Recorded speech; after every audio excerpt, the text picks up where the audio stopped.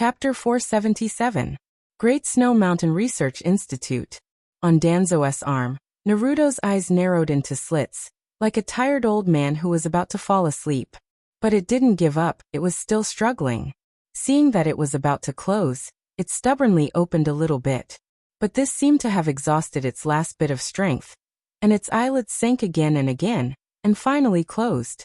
The moment Naruto closed his eyes, the other Sharingans rolled around, and the eyeballs looked at each other, as if celebrating the victory of a battle. However, at this moment, the Sharingan closest to Naruto's eyeball suddenly froze. As if frightened, it stared straight ahead. Then it struggled violently. Scarlet blood vessels on the white of the Sharingan burst out, and densely extended to the pupil. The white of the eye was replaced by red blood vessels at a speed visible to the naked eye. The dense blood vessels squirmed, as if a squirming Adam's apple was madly swallowing something. The pupil of the Sharingan gradually lost its luster, and the 3 tomo marks on it faded and disappeared one by one.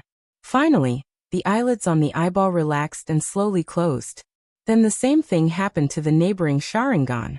The next day, the sun was shining. Naruto and the others finally arrived at the border between the land of earth and the land of fire, a place called Mount Sumeru. This was originally a place of great controversy. It was disputed whether this mountain belonged to the land of fire or the land of earth. But because it was a barren mountain, it was eventually left unsettled and turned into a border.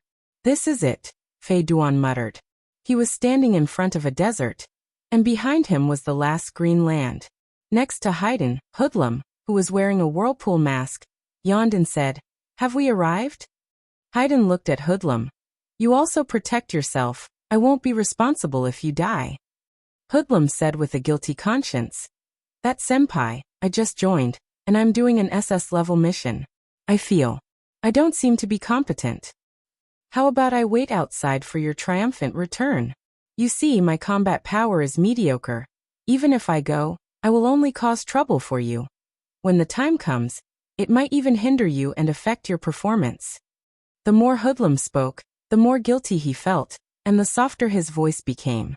Naruto glanced at him, his heart full of disdain. To be able to pretend to be a coward to this extent, he was also a talent. After hearing this, Fei Duan frowned and looked a little hesitant. It seemed like he was thinking, it couldn't be right. Could it be that Fei Duan was really planning to agree? That wouldn't do. Obito must fight with Hiruhu, otherwise, where can he find the opportunity to do so? We haven't met any enemies yet, and you're already planning to slack off. Why don't you directly withdraw from Akatsuki? Even if you can't support the wall, there should be a limit. In order to prevent Fei Duan from agreeing, Naruto scolded him seriously. Hoodlum quivered and stood up straight. Then he gave a 90-degree bow in apology. "Senior is right. Junior was wrong. Naruto, how should he evaluate it? Was he joking? Or a real man knows when to yield, and when to stand tall? Or perhaps a drama queen?" After this episode, the 3 of them walked into Mount Sumeru. But the moment they entered, a strange bird suddenly flew up, and let out a strange cry. They looked up. The strange bird flew very high, circled above their heads, and flew into the depths of Mount Sumeru. Hoodlum looked in the direction of the strange bird and looked at the sky. I feel like we've been exposed. That bird should have gone to deliver a letter." Then he turned to look at Fei Duan and Naruto. "Senior, what should we do next? Why don't we hide first and go in later?" Fei Duan said indifferently, "If we've been discovered, then we've been discovered. It's more convenient this way, and we don't have to investigate." Hoodlum was stunned. Fei Duan continued to walk into the mountain. "Senior, we're going in like this?" Fei Duan continued to walk forward, using his actions to tell Hoodlum, "Yes, we're going in like this." The strange bird went quickly and came back quickly. When it came back, there was a person on it. That person looked down at Naruto and the others from the sky. Fei Duan looked up and was eager to try. "Our enemy is here." Hoodlum looked ahead. There's someone in front." Just as Hoodlum finished speaking, a woman with a hot figure and sexy clothes appeared in front of everyone. There were two big dogs beside her. The dogs were very fierce, their mouths wide open, and saliva flowed down their sharp teeth. The saliva secretion was so exaggerated, indicating that the dogs had already treated Naruto and the others as food. You called me an enemy? Then it looks like you're not guests. The woman's voice was quite sweet, with a hint of charm. However, she seemed to have seen the identity of the fire cloud windbreaker, and was not in a hurry to attack.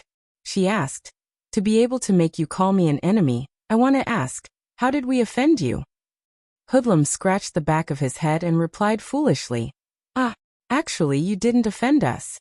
Fei Duan turned to look at Hoodlum, and Hoodlum choked back his words. Fei Duan said, "Indeed we didn't offend you. We accepted a mission to get rid of you. It's that simple." With that, Fei Duan's left hand instantly turned into a sickle tentacle, and shot towards the woman's heart. At the same time, at the moment Fei Duan attacked, a huge stick slashed towards Fei Duan. It wasn't the woman who launched the attack, but the others hidden in the dark. This stick, Naruto felt that this stick was familiar, because it was very similar to the one of Sandame Naruto. That is, the Ape King transformed into the Rui Jingu Bang. Could it be? Orochimaru is here. Orochimaru reincarnated Sandame Naruto? Fei Duan's body flexibility was far beyond that of ordinary taijutsu ninjas, and she easily dodged the stick with her legs. At the same time, Naruto also saw the person holding the stick. It was a young woman, not Sandame Naruto. Did she recognize the wrong stick? When Naruto hesitated, he saw an eye on the stick. That eye was also looking at him. Naruto was shocked. This stick was transformed from a living thing. Could it be that besides the Ape King, there are other ape demons that can turn into sticks? So he recognized the wrong stick? Boom. The stick hit the ground, and the rock cracked and collapsed. This blow was very strong. Immediately afterward, the strange bird in the sky circled down, flapping its wings, and several feathers flew over. Tut-tut! Tut-tut! The sharp feathers pierced the ground. Then the runes on top of it lit up, and it exploded. As if knowing the power of the Akatsuki, as soon as the battle started, the woman with the two dogs directly used her strongest ninja beast.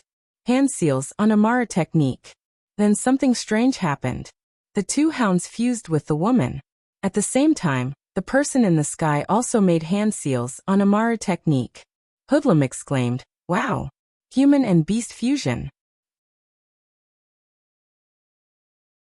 Chapter 478. Onigiri Technique. Human-beast fusion.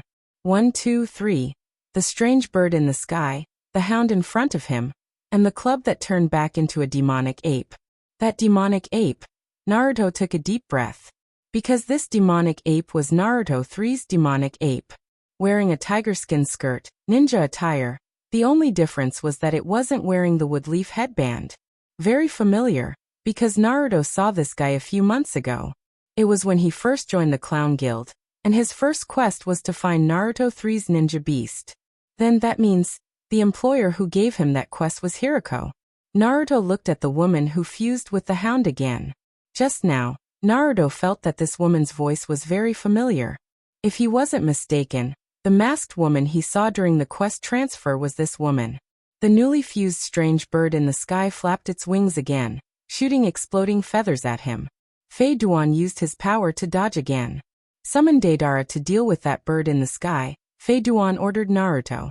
Naruto didn't refuse, as summoning Deidara was indeed the best choice in the current situation. He jumped down from Fei Duan's shoulder, and disappeared into the bushes due to his small size. Spirit summoning. Within the clouds, Deidara grinned. "Oh, it's my turn already?" Naruto pointed at the sky. "We don't have anyone who can fly, so you'll deal with the one up there." While they were talking, a cannonball was suddenly fired at Naruto. A fourth person. It wasn't Hirako, but rather a male with a snake-like face. His appearance was very similar to the one fused with the strange bird in the sky. Naruto's reaction wasn't slow, and he easily dodged using wind release, body blink. Deidara angrily glared at the attacker and roared, "Bastard!" At the same time, he reached his hand into the clay bag. Naruto launched an attack on the enemy first, sweeping it with a wind blade. At the same time he shouted to Deidara, Leave this one to me. You deal with the one in the sky. Dedale hesitated for a moment before nodding. Okay, I'll help you after I solve the problem. The clay was spat out from his palm, and it expanded. C2 Giant Dragon. Dedale jumped up and flew into the sky. For VS4. The only one missing was Hirako. What about Puluko? Naruto observed the battle as he dodged the artillery shells fired at him. If he couldn't determine Hirako's location, Naruto's plan couldn't be carried out. Because these people couldn't pose a threat to the Akatsuki organization. Damned rat, running here and there.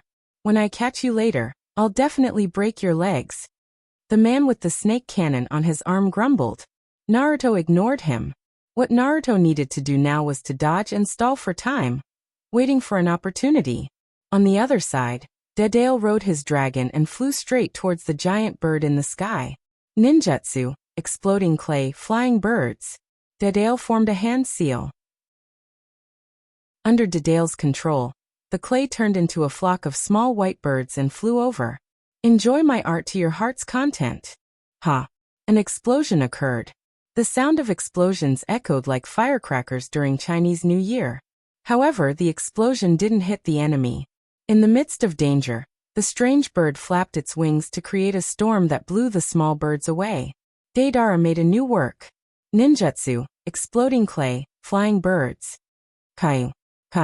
It was even faster than the previous birds. Another attack.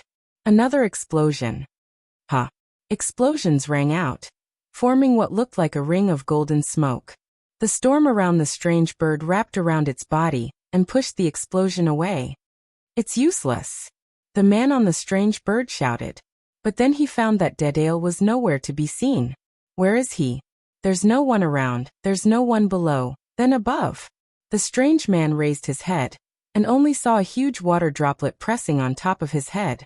There was also a strange face in the shape of an embarrassed. Connecting it to the bird that exploded just now, the strange man was shocked. In the sky, Dedale formed a hand seal with one hand. Ha! C3. Number 19. Boom. The sound of the explosion was deafening. The airflow surged and swept in all directions, setting off a sandstorm. Solved. When the dust settled and the vision was restored, the strange bird had fallen to the ground with shocking injuries. It didn't die directly? You're not bad.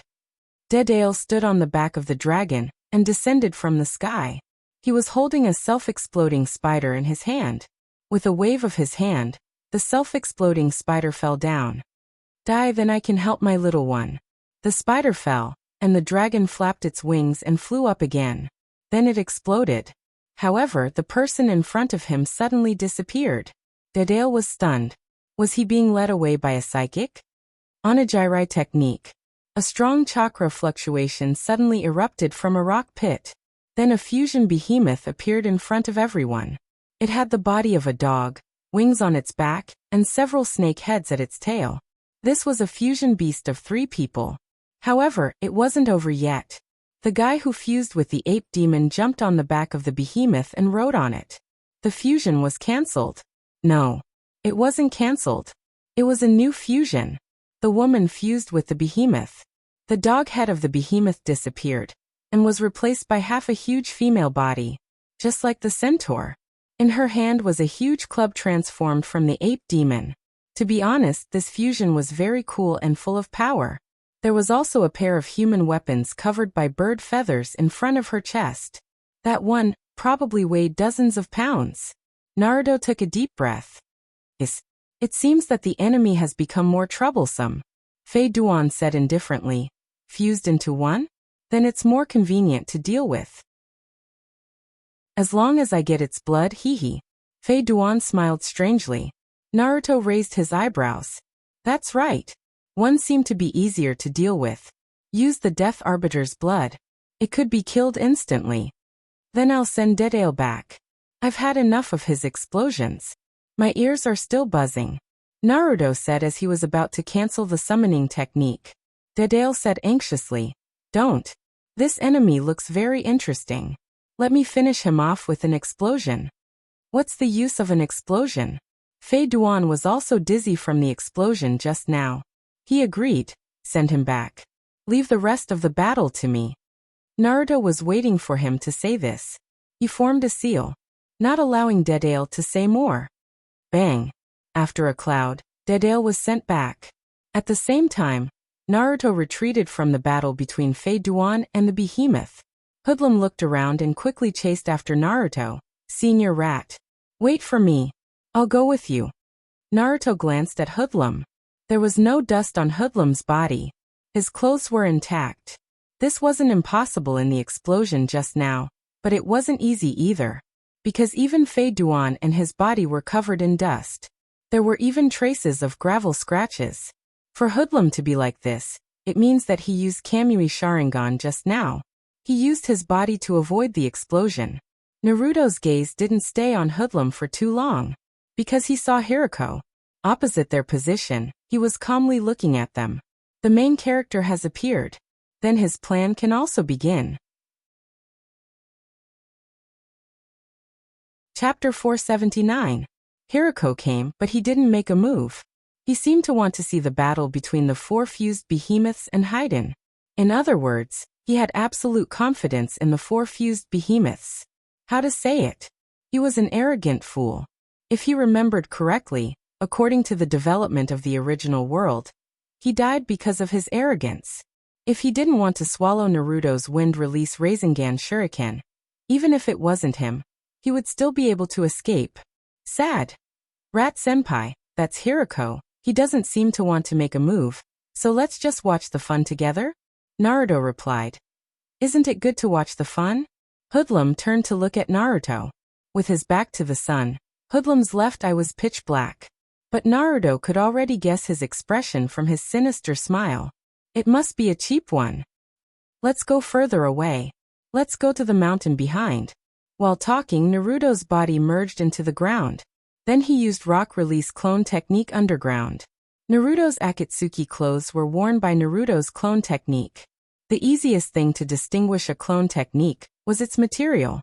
Naruto's physical clothes made up for this deficiency.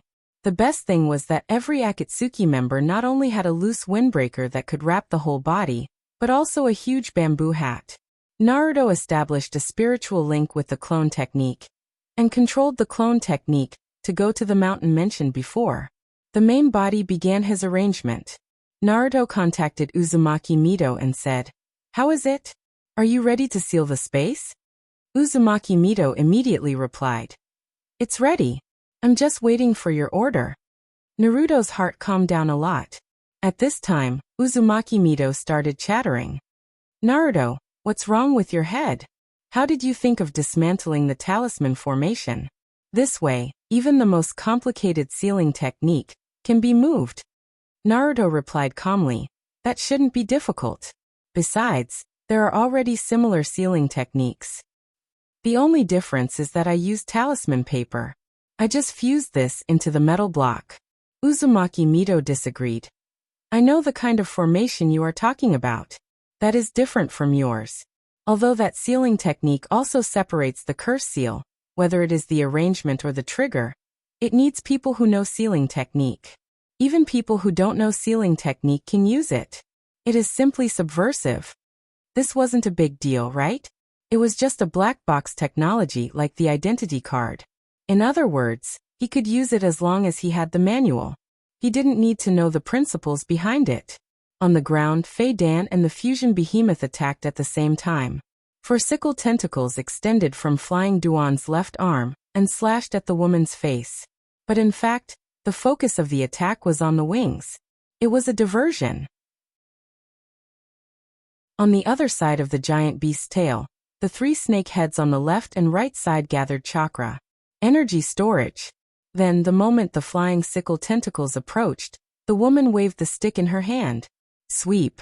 While blocking the missile tentacles, the 6 snake heads finished storing energy and shot 6 fireballs at Flying Duan in turn. It wasn't a volley but a very rhythmic sequence of shots. At the same time, it cooperated with the giant beast's charge. Woo-hum! The sound of the stick breaking through the air was full of vibrations. It was as if a plane was flying over the top. Ding! Flying Duan's sickle tentacles collided with it, producing a sharp sound of metal and stone colliding. Once, the woman swung the big stick in her hand, and the place she held was in the middle of the stick. She swept one end, and then the other end alternated with the back of her hand. Her speed was extremely fast and smooth. The Shaolin monk's demon subduing staff was nothing more than this. She waved it again, and hit Flying Duan's tentacles again. Creak! The tip of the sickle tentacles groaned, and several cracks spread, and then it was shattered. The golden cudgel that the ape demon king transformed into was much harder than expected. At the same time, the 6 snake heads that alternated to store energy began to attack alternately. One after another, fireballs rained down on Flying Duan's head. This scene fell into Hoodlum's eyes, and he cried out involuntarily, "Senior Flying Duan should be fine alone, right? Why do I feel that the situation isn't good? How is it just not good?" It could be said that they were being crushed. On the bare stone mountaintop, Naruto's clone replied under Naruto's control, "It's fine. The enemy probably doesn't understand our abilities. As long as Flying Duan succeeds, this battle will be over, so you need to be more concerned about the one on the other side." Hoodlum nodded foolishly, pretending that he didn't understand.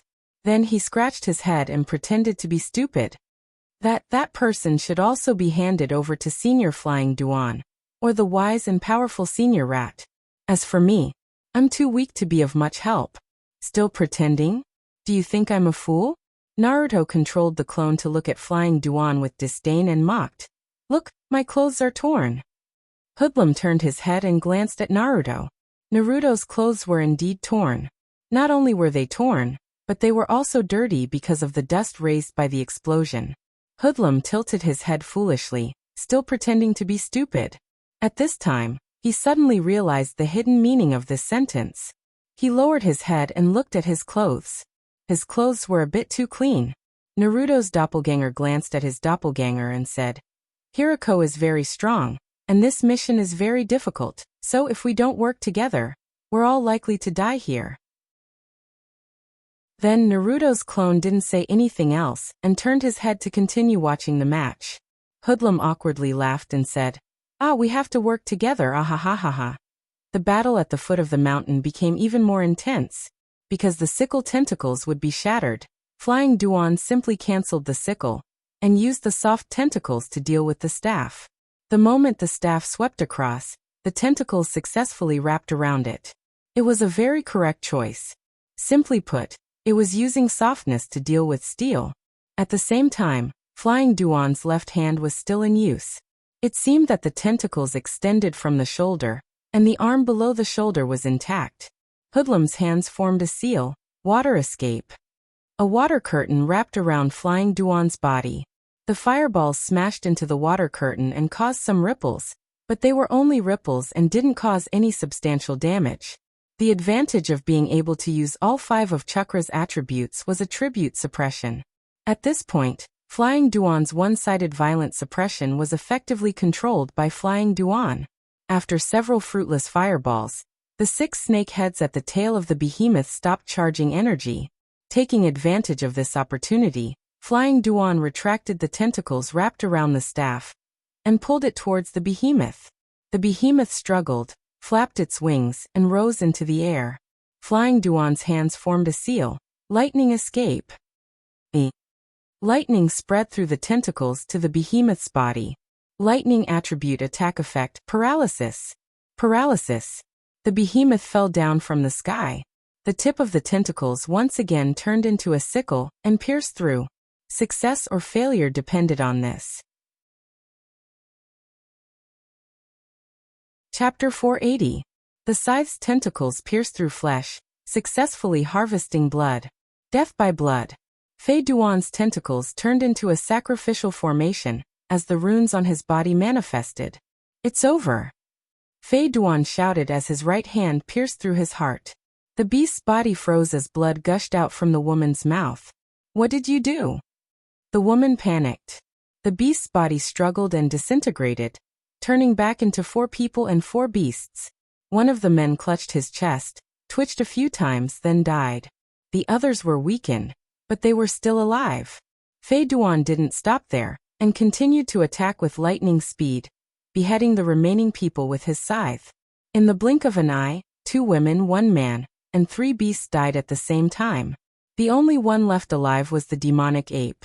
Fei Duan's scythe tentacles were stopped as they pierced the demonic ape's neck. The demonic ape's skin was too tough. But Fei Duan reacted quickly and changed the direction of his attack to pierce the demonic ape's eye. The demonic ape was dead. Fei Duan won. In the blink of an eye, the battle came to an end.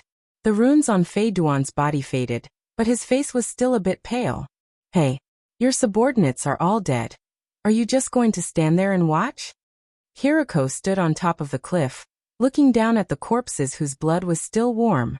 His face was covered in bandages, so it was hard to tell whether he was happy or sad, but his gaze was calm.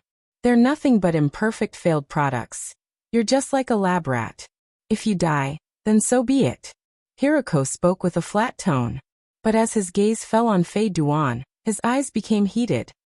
I can hear different heartbeats from your body. Is this a technique you developed yourself? Saying so, Hiroko's figure disappeared. Did he run away?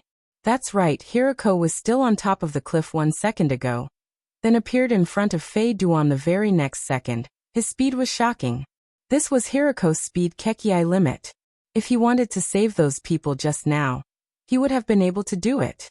Fei Duan's pupils dilated as he exclaimed, "You're even faster than that bastard Itachi." At the same time, Fei Duan's scythe tentacles appeared to protect his body. Hiroko chuckled. This is the fastest Kekii limit, of course it's fast. As soon as Hiroko replied, Haiden attacked. At the same time, the 4 sickle-shaped tentacles on the front slashed towards Hiroko, while the broken tentacle on the back turned into a sharp blade and stabbed towards Hiroko's back. Hiruhu formed a hand seal as his body turned into a metallic sheen. Dang dang dang dang. Clang. Whether it was the front or the back, the sickle tentacles were all blocked. Hiroko's face glowed with a metallic luster as he smiled. This is the strongest defensive steel release. Did the strongest defense come after the strongest speed? Fei Duan formed a seal with his hands. Fire escape. Hard work.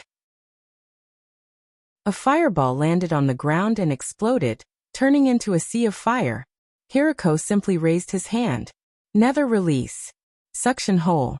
The raging sea of fire was devoured by the runes on Hiroko's hand. What a passionate attack. I'll return it to you. Saying that, the sea of flames that Hiroko devoured earlier was released again, but this time it was aimed at Haiden. Fei Duan's hand seals changed, and she used water escape to resist the attack. Hiroko chuckled. Fire escape, water escape, then it seems the extra 5 hearts were meant to fuse the 5 chakra nature transformations. That's an idea, but the one in front of you right now is a bloodline limit. Do you really think you can defeat me? Saying so, Hiroko's hand seals changed again. The originally clear sky was instantly filled with dark clouds. I really have to say, the so-called Akatsuki organization isn't all that great after all. A bolt of lightning struck. Hiroko's Mist Release Ultimate. Mist Demon Dragon. Haiden reacted quickly as one of her tentacles pierced into the ground. Her body was covered in rock. The lightning struck the tentacle and followed the tentacle's path into the ground. Hiroko silently looked at Haiden and praised.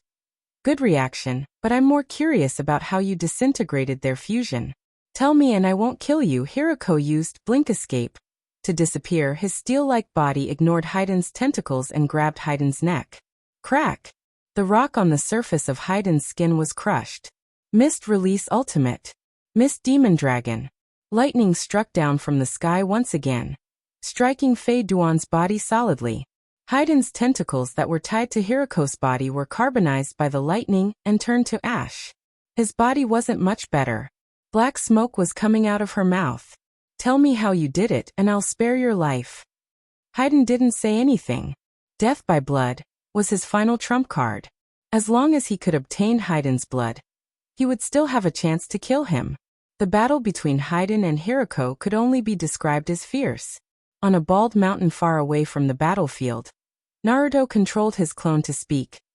Are you still not going to act? If you don't act now, Haiden will die. Hoodlum scratched his head. Alright then, I'll go now. Saying so, he used Earth Release to burrow into the ground. Is this a sneak attack? Wouldn't it be better to use Kamui's spatial teleportation? Yes, Kamui should also require spatial coordinates, but it's probably not used because Obito didn't leave any markings on the battlefield. With that in mind, Naruto's clone continued to observe the battlefield. The battle below continued. Hirako was one-sidedly crushing Haiden. 1 minute passed. 2 minutes passed. 5 minutes passed. Haiden was beaten beyond recognition, but Obito still didn't act. Naruto couldn't help but guess that Obito might have run away. If that's the case, it's too. Naruto felt his chest tighten. Then he also disappeared into the ground. Not long after Naruto disappeared, Obito reappeared.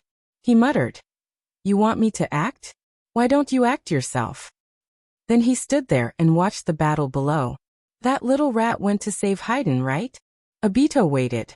But 1 minute passed. 2 minutes passed. 5 minutes passed. Obito was confused. That little rat didn't run away, did he? Obito wrinkled his nose. He smelled the aroma of barbecued meat. The smell came from Haiden below. How pitiful. Hirako. Still not speaking. Then you can go to hell. A bolt of lightning fell. This bolt of lightning was thicker than a house. When it landed on Flying Duan's body was directly carbonized into slag. Haiden died. The Akatsuki is only SOSO. Should I go and destroy the Akatsuki? These guys seem to be thinking about the underground market these days. Let's wait a few more days until I fuse with the 5th Kekkei Genkai. At that time, this world will be mine. Hirako muttered to himself as he turned around and left step by step. Space distorted, and Obito appeared behind Hirako. Crouching down, Obito fished through the ashes and found the ring with the word 3. Then he put it on his hand. Hey, you seem to be looking down on the Akatsuki. Obito spoke. Hirako's body stiffened. Turning around, the two of them looked at each other. At the same time, deep underground, a black tentacle wrapped around Haiden's head and heart. Naruto the flying squirrel stepped forward and greeted. Hey, you're not dead. Then let's watch a good show together. Chapter 481. Deep in the ground in a pit. Is this tentacle Kakuzu?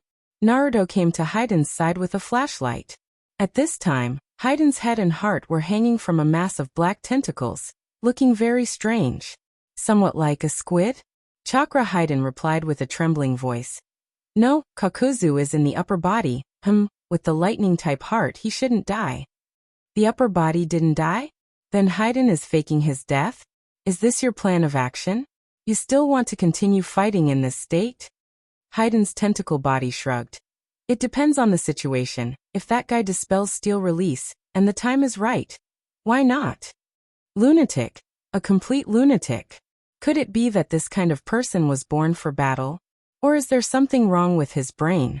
If it was him, Naruto shook this thought out of his mind. If it was him, he wouldn't be so miserable. Here, this thing is very useful for you. Flying squirrel. Naruto handed over a card. Haiden took it in confusion. What is this? As soon as the card touched Haiden's body, the curse was activated. Binding curse. Haiden's whole body stiffened. Nice to meet you, my name is Uzumaki Naruto.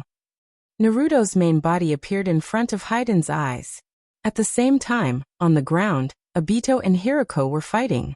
A bolt of lightning fell from the sky, striking Obito's position. Obito didn't move, letting the lightning pass through his body. Nothing happened. Illusion? Hirako frowned and looked at Obito. Then he looked around vigilantly. In Hirako's view, this is just a fake projection. The enemy should be hiding somewhere, waiting for an opportunity to attack. Obito laughed. That's it? Then it's my turn to attack. Clatter. A chain fell out of Obito's sleeve. Obito grabbed one end of the chain and dragged it towards Hirako. The moment he heard the sound of the chain, Hirako was startled, not sure whether this is an illusion or not. For safety reasons, he used steel escape to turn his body into metal. As Obito rushed over, Bailuhu gathered his strength and punched forward, but he missed. Not good. It was an illusion. The enemy was somewhere else. At this time, Obito's body passed through Hirako's body. The chains tightened. Confine. A second ago, Hirako thought that this was an illusion, but now, he found himself firmly bound by the chains. You look surprised? Obito sneered. Hiroko was indeed surprised. He couldn't understand what just happened. However, the metal chains could not trap him. Steel escape, metal control. The chains binding Hiroko's body seemed to come alive and crawled up Obito's arm. Reverse imprisonment. How unfortunate. Not only can my steel release transform my body into metal, it can also control metal. Just as Hiroko was feeling proud of himself, he noticed that the two metal snakes had actually pierced through his body without causing any substantial damage. What was going on?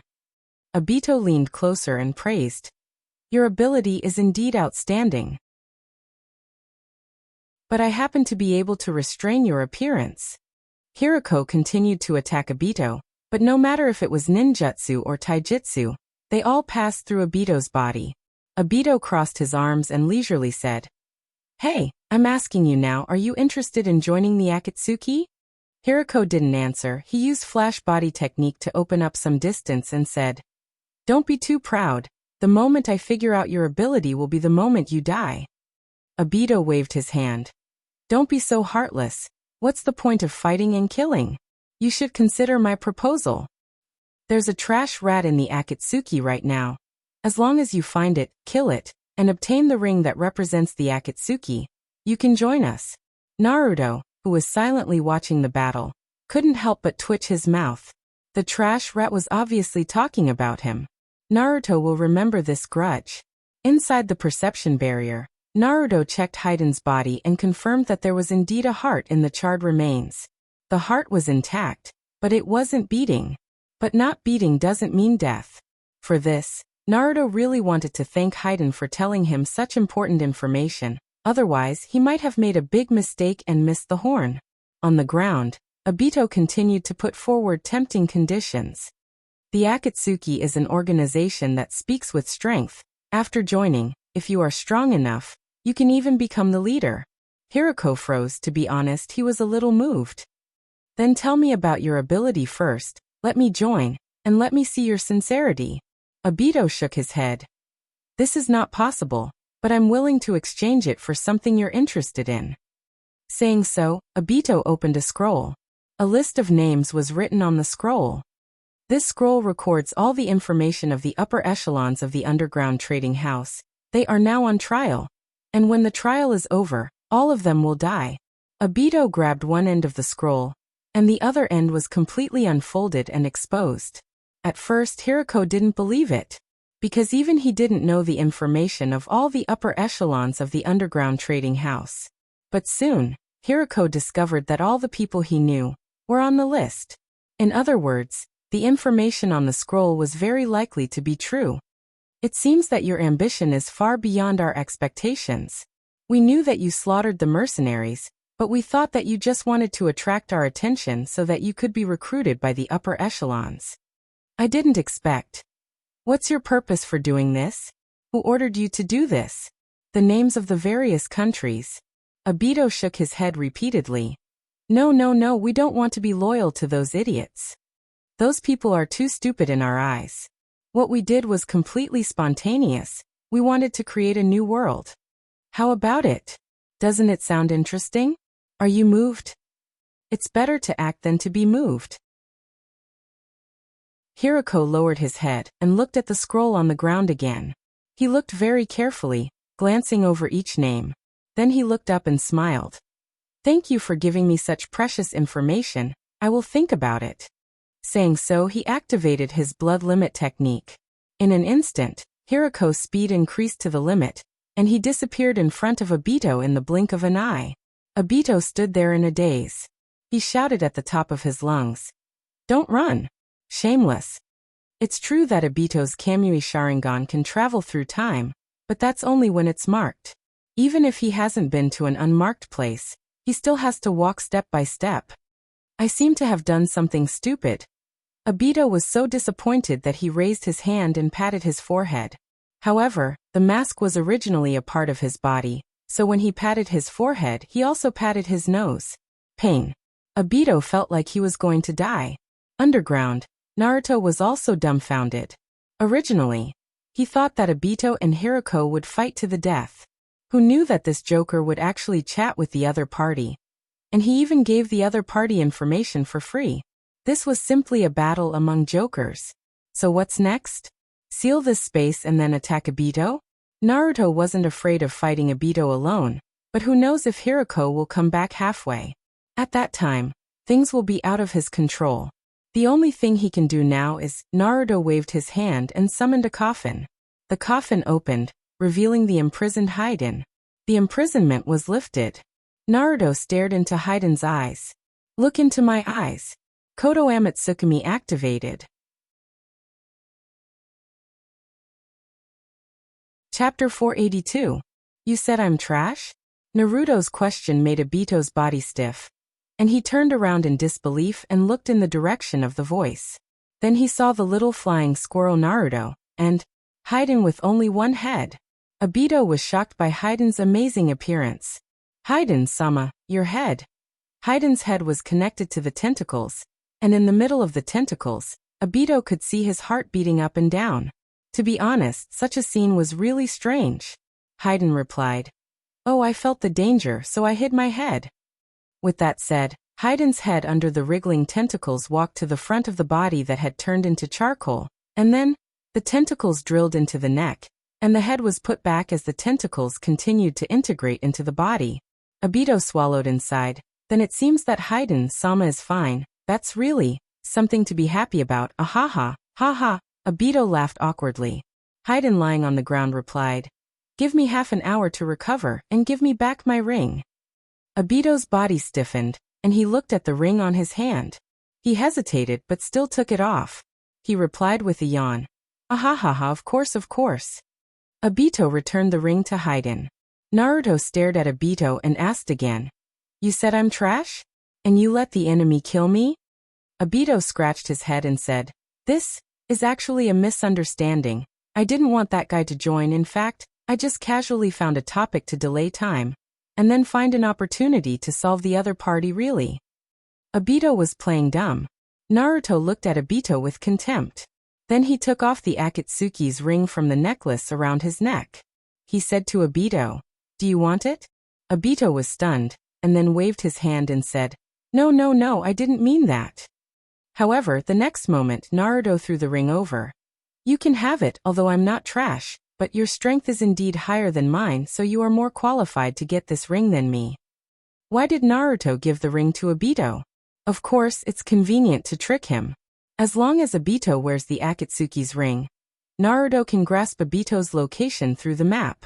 Of course, to do this, Naruto's hand also needs a ring to connect to the Akatsuki's spiritual network. The ring in Haiden's hand can make up for this. Obito said embarrassedly, "Naruto, you don't give me your ring." Naruto raised his hand and stopped Obito from continuing. "You are Naruto's is qualified to get this ring. His is a strength. Obito's didn't. Naruto's narrow, he can narrow. Obito. Naruto raised his hand again to stop Obito. "You just leaked the Akatsuki's information to the other party. If you let him run away and ruin the Akatsuki's plan, you will suffer." Obito was dumbfounded and said weakly, "But I don't know where that guy went. His speed is too fast." Naruto looked at Haiden, who was lying on the ground. Haiden said that he has a way to track that guy. Lying on the ground and trying to recover, Haiden replied, I can feel that I have a tentacle on his body, and my tentacle is 24 hours away from the physical body. There should be a chance to catch up with him." Obito was surprised. "Really? So we still have hope." Naruto ignored Obito and contacted Haiden through the spiritual link. "What's the situation with Kakuzu?" Haiden immediately replied, "The other party's ninjutsu is too strong. Kakuzu's consciousness has been scattered. It can be said that he is dead." Kakuzu is dead? This is really good news. Originally, Naruto was planning to wait for the cooldown of Kodo Amatsukami to be over before giving Kakuzu another shot, but now he doesn't have to. At the same time, at the Great Snow Mountain Research Institute, Yakushi Kabuto was replacing Naruto's eyeballs. "Kabuto, can you give me another Sharingan to play with?" The body lying on the operating table is Naruto's body, but the one controlling Naruto's body is Nine Tails. Yakushi Kabuto hesitated. This, you have to tell boss. Nine Tails was dissatisfied. Alas, I'll just play with it for a while anyway. When that Sharingan recovers, won't I have to replace it? Nine Tails winked at Yakushi Kabuto. Yakushi Kabuto directly went to Naruto and told him about Nine Tails' proposal. Naruto replied, "It's okay to play with it, but when that Sharingan recovers, remember to replace it for me." With Naruto's agreement, Yakushi Kabuto casually found a Sharingan on Danzo's arm and replaced it with Nine Tails' Sharingan. Wow. The vision has become much clearer. This Uchiha's eyes are a bit interesting. Hey, what's the ability of this Sharingan? Yakushi Kabuto shook his head. I don't know. Nine Tails' eyes rolled around. You don't know? Then I'll study it myself. Yakushi Kabuto transplanted Shirsue's Sharingan back into Danzo's arm, and the eyelids of that Sharingan closed. The other eyes on Shirsue Kabuto's arm turned around, looking at Yakushi Kabuto and Naruto on the bed. But no matter where he looked, he didn't look at Naruto's eye. However, Yakushi Kabuto didn't notice this. After replacing Naruto's eye, he inserted Danzo's arm into the flower pot and sent it back to the distance. On the 12th floor of the Great Snow Mountain conference room, the sun shone on the strange plant that Danzo's arm turned into. On the plant, Shirsue's eye opened slightly, like a sleeping person yawning, and then the eyelids closed again. He believed that when he opened it again, it would be refreshed. But at this time, Naruto's vertical pupil at the bottom suddenly turned and looked in the direction of Shirsue's eye. Land of Fire and Land of Earth, Mount Sumeru. The half-hour repair time requested by Haydn was over in the blink of an eye. He sat up, and the layer of charcoal on his body cracked, like a peeling wall, peeling off piece by piece, revealing the healthy white skin inside. I really want to take a bath. But for now, let's kill the enemy first. Haydn stood up and looked at Obito sitting on the side. Let's go, I'll take you to chase that guy. This time we must kill him. I'll use his heart to make up for my loss. Obito jumped up from the ground, still looking funny, and said exaggeratedly, Senpai is right. That guy actually cheated information from me and ran away. It's really hateful. Naruto said contemptuously. It seems that he didn't lie to you. It was you who gave him the information. Obito was stunned and wondered. What do you mean by that?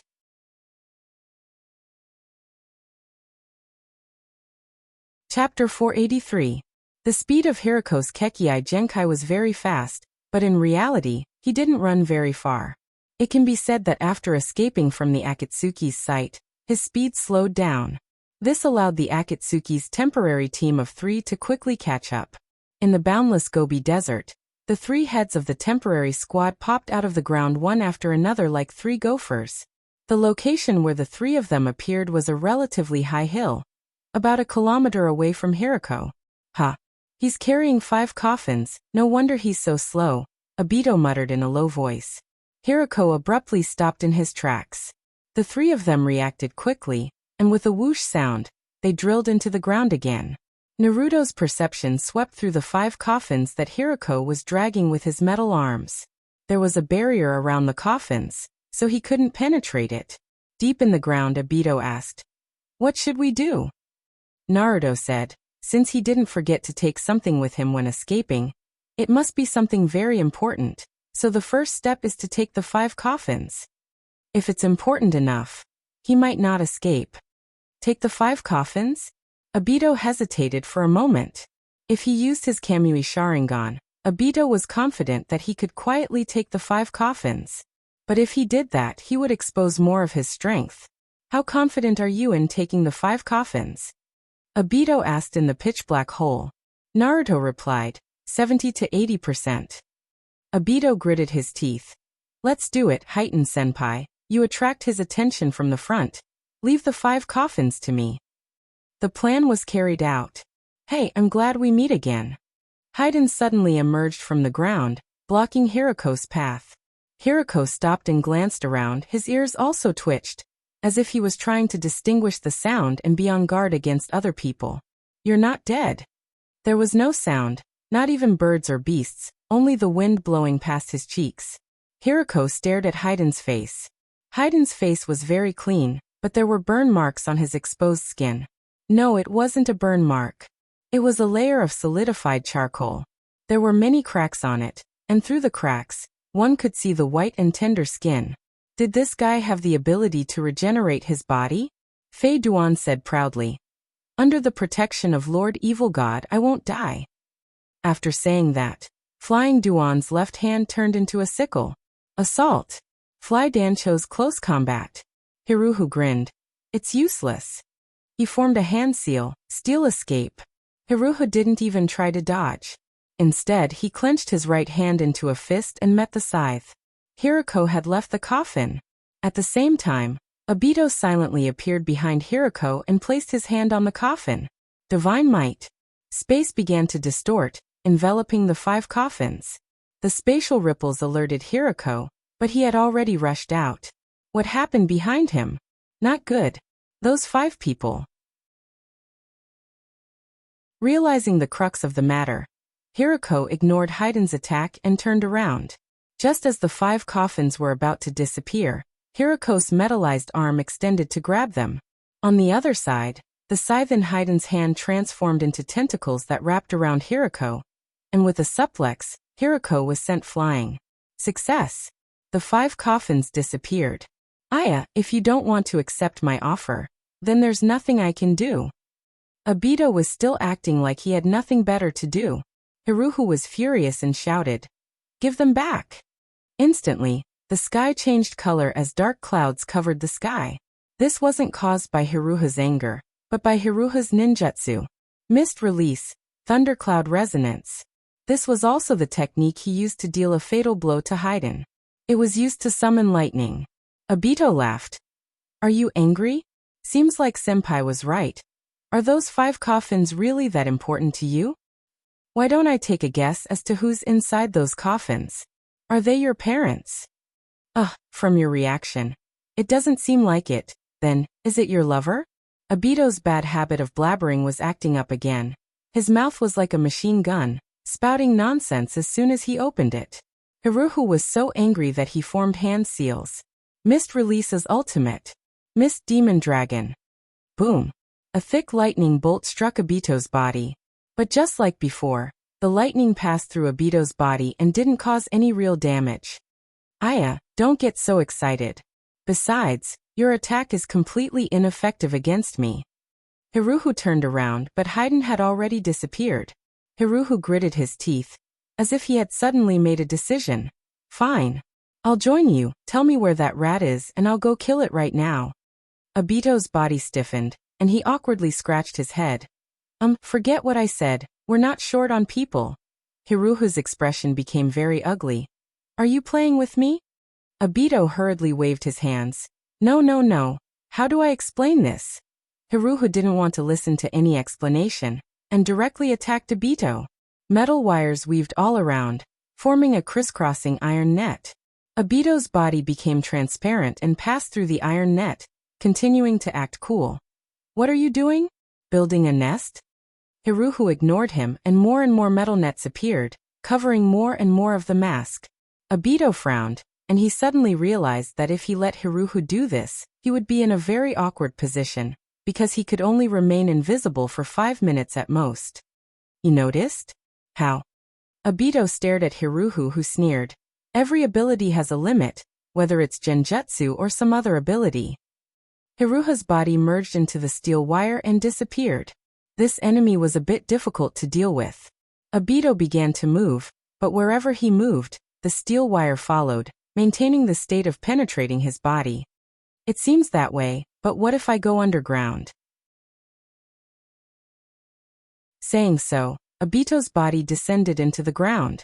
Hiruha's voice came from all directions. No matter where you go, I'll follow you. Saying so, the metal wire extended downward. Time passed by, and Obito finally seemed to panic, as he moved at an extremely fast speed. Hiruhu chased after him relentlessly. However, when most of the metal wire penetrated the ground, Obito's body stood up from a rock on the ground. Phew. That scared the hell out of me, but fortunately, that guy's brain isn't very good. so I used genjutsu to trick him into leaving. Obito's body returned to his physical body, and he stretched. At the same time, he used the ring to sense Haiden's position. Perhaps afraid of being caught in the crossfire, Haiden's current position was very far away from him. Obito was stunned. He muttered to himself, "Isn't Haiden-senpai too mean? He actually ran so far away."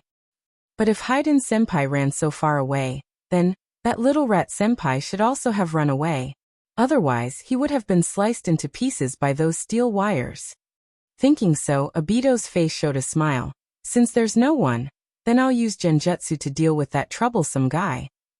Obito made up his mind he was going to use dojutsu. Naruto's cute mouse head was not far away from Obito, its body covered in a metallic luster. Naruto's steel release was fused from Little Gunny, and although it wasn't very convenient to use, it was more than enough to deal with the steel wires. Naruto's cute eyes blinked, thinking, "I'll just quietly watch you show off."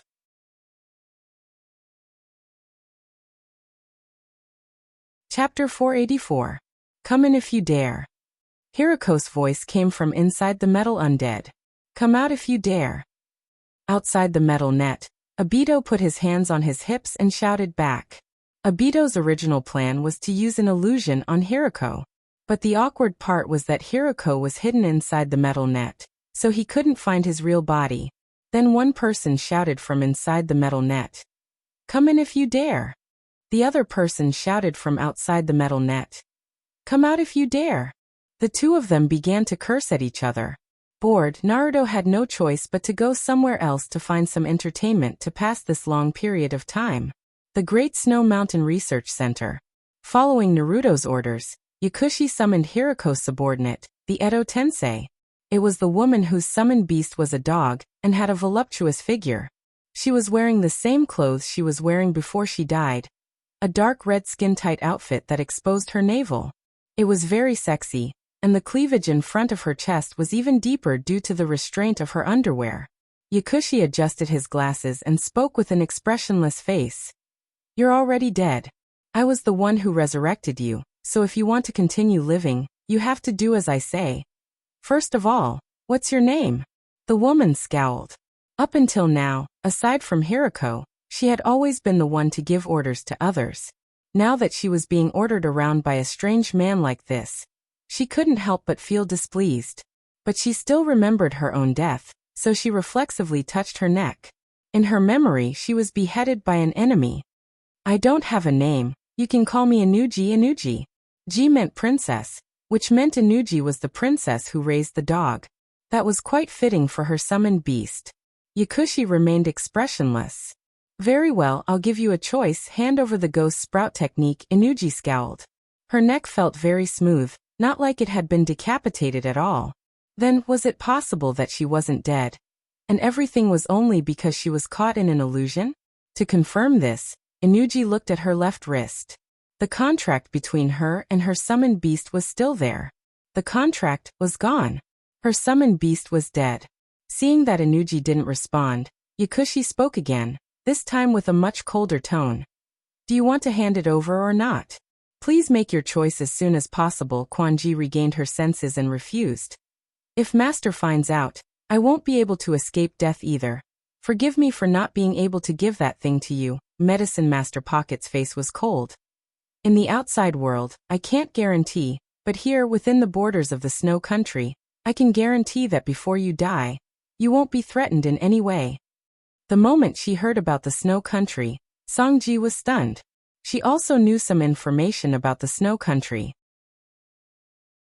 Recently, the underground trading house had received many missions to steal technology from the Snow Country. This wasn't a big deal, but the legend was that none of the people who had accepted the mission had ever returned alive, let alone completed it. You are the mysterious power behind the Snow Country? Songji was a bit nervous. Medicine Master Pocket didn't directly answer the question, and continued. And your master is about to die. Saying so, Yakushi brought up a video of the battle between Hiriko and Obito. At the end of the video, both of Hiriko's hands were severed, and he was running away pathetically. Inuji stared blankly at the video. This was the first time she had seen Hiriko in such a sorry state. Then can we wait? After Master really dies, I'll give you the ghost jelly technique. Medicine Master Pocket refused. I'm afraid that won't work, because when Hiroko dies, I won't need you to tell me, I'll just revive him and ask him. Medicine Master Pocket looked at Songji, who was still hesitating. Medicine Master Pocket sighed. Isn't my interrogation method a bit too gentle? How about, I kill you again? Or I can revive your other companions, and then we can play a game. Whoever is willing to give me the ghost jelly technique will live. How about it? I don't know if you'll be able to live by then. Because if someone else gives a better answer, you'll be eliminated. Medicine Master Pocket stared at Songji's panicked eyes and said in a low voice like a villain, Last chance, I won't ask you again. 5 minutes later, Medicine Master Pocket gave a copy of the ghost jelly technique to Naruto and Tobirama. In the spiritual network, the temporary 3-person chat group, Medicine Master Pocket repeated Songji's words. The ghost jelly technique they have mastered is somewhat different from Hiroko's. Hiroko's technique is the ability to unilaterally devour others, while Songji's technique is fusion. Naruto looked at the ghost jelly technique sent by Medicine Master Pocket, and his eyes lit up. I think this fusion technique is much more useful than the ability to devour others. Tobirama agreed. It's indeed a bit interesting, a ninjutsu that allows humans to fuse with humans and beasts. The person who developed this ninjutsu is really a genius. I really want to meet him. In the meeting room, Naruto's projection nodded and agreed with Tobirama's praise of Hiroko. Then he asked Medicine Master Pocket, What about the projection? She didn't suspect it was fake? Medicine Master Pocket replied, No, after seeing the projection, the last line of defense in her heart collapsed. By the way, boss, what should we do with this woman? Naruto asked. What did you promise? Medicine Master Pocket replied, Give her freedom, in the territory of the Snow Country. Give her protection before she dies. Naruto nodded. Let's do that and give her a 1-star ID card. Medicine Master Pocket's eyes lit up. Boss, are you going to recruit her to join us? Naruto shook his head. No, didn't you say you will give her freedom? Let her choose for herself. Medicine Master Pocket nodded again and again. But in his heart, he despised Naruto. The body of the Edo Tensei can only live for about a month without the supply of chakra. If you want to live more, you have to find an external chakra. But that will only allow you to live for 2 more months. After 3 months, you will still die, and if you don't want to die, you will need a lot of points to reincarnate after death. Medicine Master Pocket can imagine that after getting this ID card, Songji will not be able to stay idle. She will instantly turn into a super powerful perpetual motion machine, desperately earning points in order to survive. A trap. What freedom, it doesn't exist. While Medicine Master Pocket was silently cursing Naruto, Naruto thought of the girls from the Clown Guild. After Zero's operation, those girls left the Great Snow Mountain Research Institute. Are the Clown Guild members still in the Snow Country? Medicine Master Pocket recovered and immediately replied, Yes, Miss Hinata often meets with them. Naruto nodded and didn't ask any more. Alright, I should get to work. Those 2 idiots finally stopped shouting. Naruto sighed and left the temporary discussion group. In the land of Earth, after a day and night of fierce fighting, Obito finally consumed almost all of Hiroko's chakra. Hiroko's metal net began to shrink because chakra was unable to continue. In front of the shrinking metal net, Little brother Hiroko, I'm going in.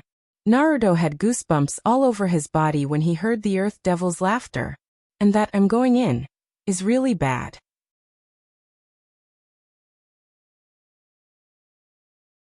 Chapter 485.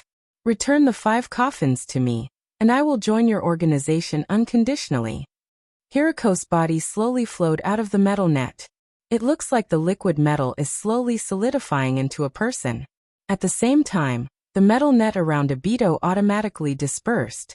Obito walked closer and said with a smile, It seems that the 5 coffins are really important to you. Tell me, who are the 5 coffins? Are they your relatives? Hiroko was about to answer, but Obito answered first. No. I can see it from your expression, but don't tell me, let me guess. They are yours. Obito hesitated for a moment, then suddenly seemed to think of something and said, I know. There are living people in the coffins, right? Hirako nodded in agreement.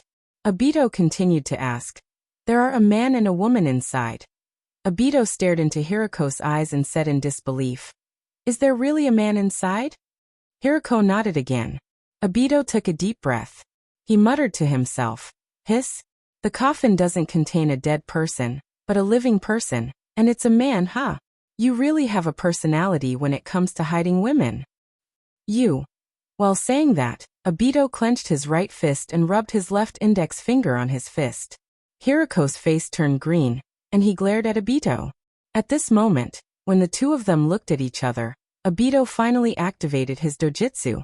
The hole in the mask that was originally pitch black suddenly lit up with a red light, Sharingan. Hirako's body froze. Did it work? Naruto blinked in the dark. Although Obito said a lot of nonsense, it should be to eliminate the other party's vigilance, right? It seems like he's a bit smart. Naruto's mind was trying to rehabilitate Obito's IQ, but the next moment, something unexpected happened. A metal spike suddenly pierced Obito's body from the ground. This time it hit. Blood slowly flowed out of the wound. Obito can't enter the void mode at the moment of attack. In other words, Obito fell into a trap? The Hirako in front of Obito softened and turned into a pile of metal. At the same time, Hirako's head poked out from the spikes on Obito's body. Facing Obito, he said sarcastically, these metals are solid, not transformed by my chakra, so keeping these metals in this form won't consume much of my chakra. Obito spat out a mouthful of blood and said in disbelief, impossible, I can clearly see that your chakra is decreasing. Although the Sharingan is not Byakugan and can clearly see the meridians of the human body, it can still see some changes in chakra, not to mention Obito also has the Mangekyo Sharingan. Hirako asked in return, where did I come from? Do you know? Obito replied, Wood Leaf. Hiru chuckled. Then Wood Leaf has a ninjutsu called Multiple Shadow Clone Jutsu, which allows you to use your clones to share your burden, chakra. Have you heard of it? Obito finally understood that Hirako had used the shadow clone technique to teleport chakra away. In order to create the illusion that chakra is exhausted, Hirako's arm stretched out from the spikes on Obito's body and trembled as it reached towards Obito's face. Praise these beautiful eyes, I really can't believe that after the Uchiha clan was exterminated, I can still obtain another Sharingan. Saying so, Hirako raised his hand, intending to remove Obito's mask. Are they from the Uchiha clan? Obito's Sharingan stared at Hirako, but Hirako wasn't affected at all. There can only be one reason. The one that came out from the spikes on his stomach wasn't the real Hirako. Obito gave up on using Genjutsu on Hirako. The three Tomo Sharingan in his eyes turned into Mangekyo Sharingan, Kamui Sharingan, space transmission. For a time, with Obito as the center, the space within a radius of 3 meters began to distort. Hirako stared at Obito's eyes and said with a smile, do you want to leave? With that said, the spikes on Hirako's body flashed with an electric arc. Obito's body trembled under the electric shock, and the chakra in his body became chaotic, and the Mangekyo Sharingan turned back into the 3 Tomo Sharingan. Your ability is space ninjutsu, right? What's good is that I have dealt with ninjas like you. That guy is like you, slippery when not caught but once caught. The spikes flashed with an electric arc, and Obito's body trembled violently. Hirako continued, very obedient. Tell me, are you an Uchiha? Hirako raised his hand to remove Obito's mask. Obito wanted to struggle, but this time it was really futile. Obito was subdued just like that? Naruto couldn't believe it, but he was also convinced by Hirako's strategy. But what Naruto cared more about was Hirako's words. After obtaining 1 Sharingan. So Hirako already has a Sharingan in his hand. Then, who does this Sharingan belong to? First of all, it can't be Itachi's. Secondly, it can't be Sasuke's. And it's even more impossible to obtain it from him. So, in addition to these places, who else in the world has a Sharingan? Besides Obito, there is only Kakashi. But that doesn't make sense. Kakashi is now Naruto. Except for when the war breaks out, Naruto generally doesn't even leave the village. Plus, Jiraiya is still in the village. How could Hirako capture Kakashi? Could it be the puppet curse that Hirako placed on Kakashi was triggered in advance? But that doesn't make sense, and there are still a few years before the Golden Ring eclipse. It can't be that Kakashi wants to come out on his own, can it? Hirako's hand pressed on Obito's mask. You don't want to talk? Then let me see what you look like. I have some understanding of the Uchiha's appearance. At this moment, the spikes that penetrated Obito's chest suddenly had a wooden texture. To be precise, the surface of the metal was covered with a layer of wood. This layer of wood blocked Hirako's lightning. Wood release. How can you have wood release? Are you a descendant of that person? Hirako used to be a member of the Woodleaf clan, so he still has some understanding of wood release. At the same time, the metal grew wildly, and the originally small metal net instantly turned into a metal jungle. Obito's body turned illusory, and then thousands of Obito floated around. It's a genjutsu projection. Can you tell where I am? No, you can't trap me at all. This sentence is a fact. Even if Hirako is powerful, the range of metal he can control is limited. Hirako replied, running away is not the style of the Uchiha clan. Obito replied, who said I am an Uchiha? I just transplanted one of the Uchiha clan's eyes. One person's projection fled in all directions, while the other controlled the metal jungle to expand. At the moment when the two were competing with each other, a metal rat secretly came to the metal pillar dripping with blood. This was the spike that pierced Obito just now, and it had a wooden texture on it. Naruto raised his hand and collected the blood. Naruto smiled brightly. Obito's life is now in his hands.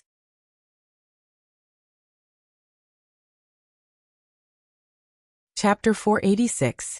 How much longer can your ability last? Hirako's voice echoed in the steel jungle.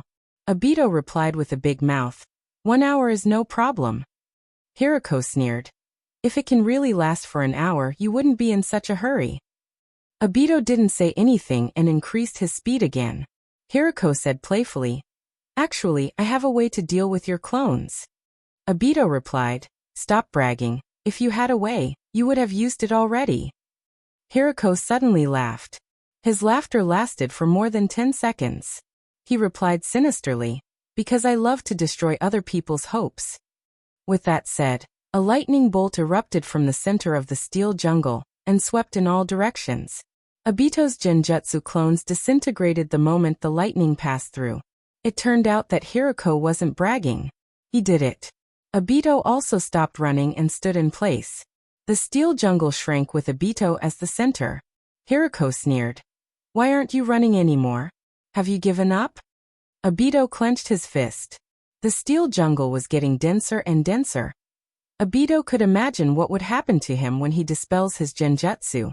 At this time, 4 minutes had passed. But there was still hope. Obito stretched his finger with the ring into the gap of the steel jungle, and partially materialized. Obito wanted to ask for help through the Akatsuki's spirit network. In the Akatsuki's spirit network, Obito shouted, Hijuin-senpai, use Katon to melt an area. As long as I have a breath of time, I can escape. However, Hijuin didn't reply, because this message was not transmitted to Hijuin, but to Naruto.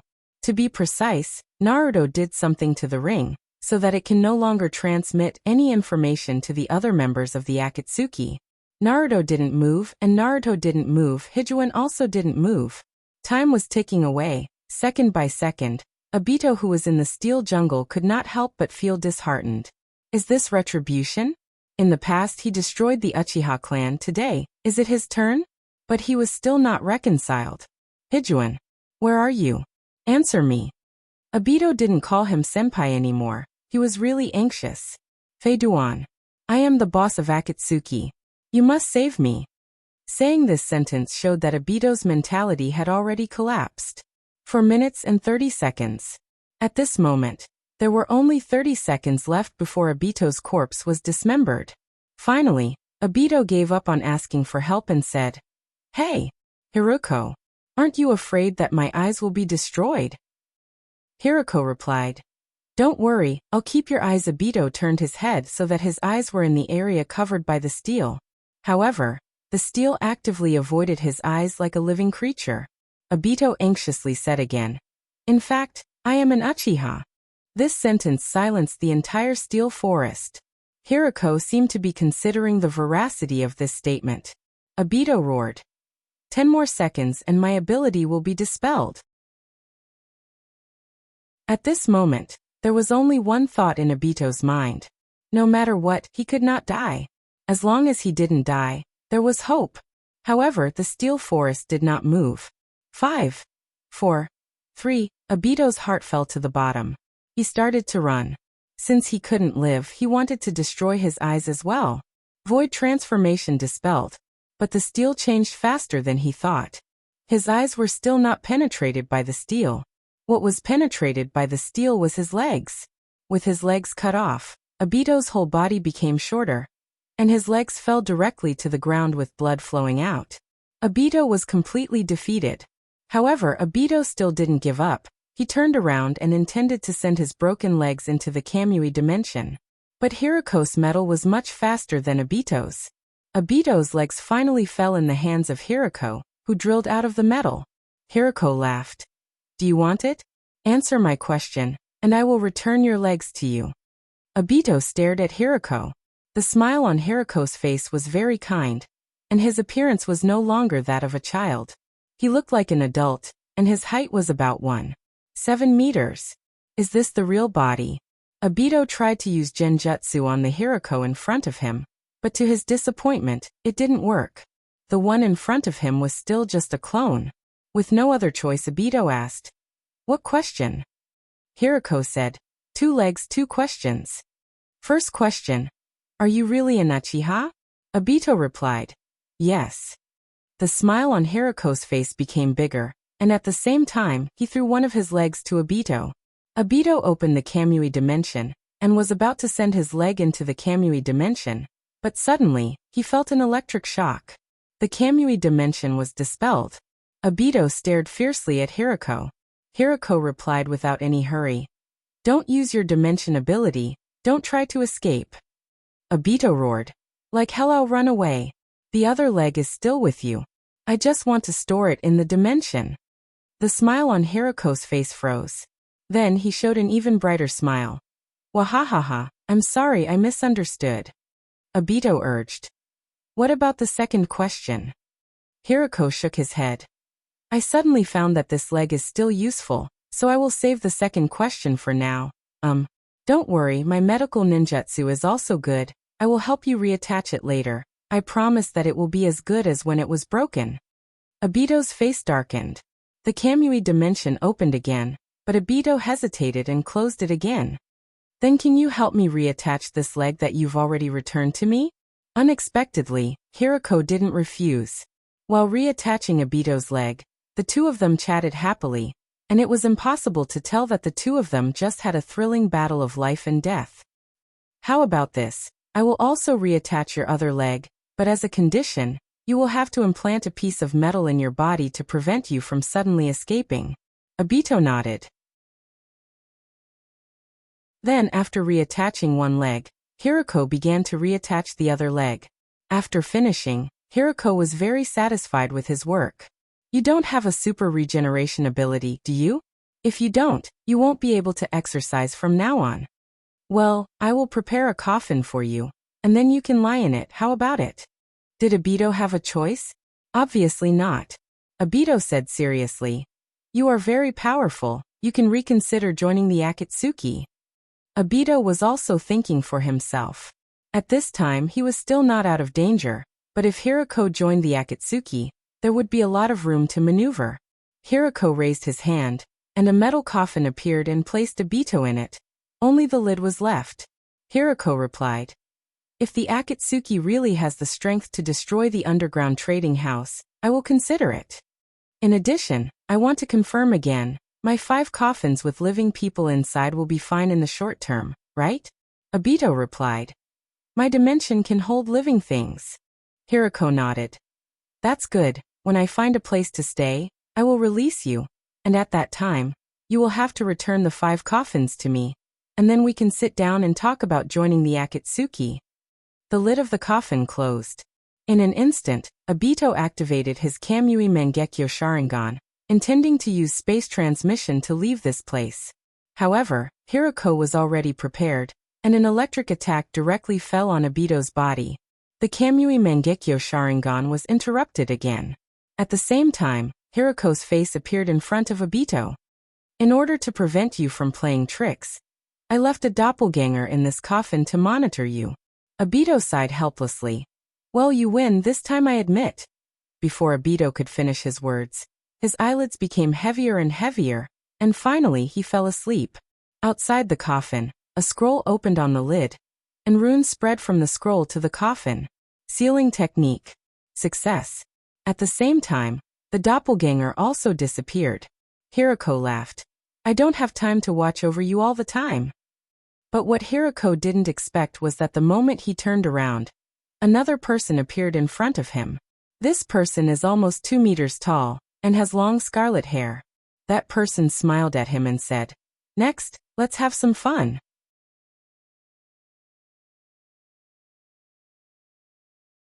Chapter 487. The battle between Obito and Hiroko was very thrilling for Naruto.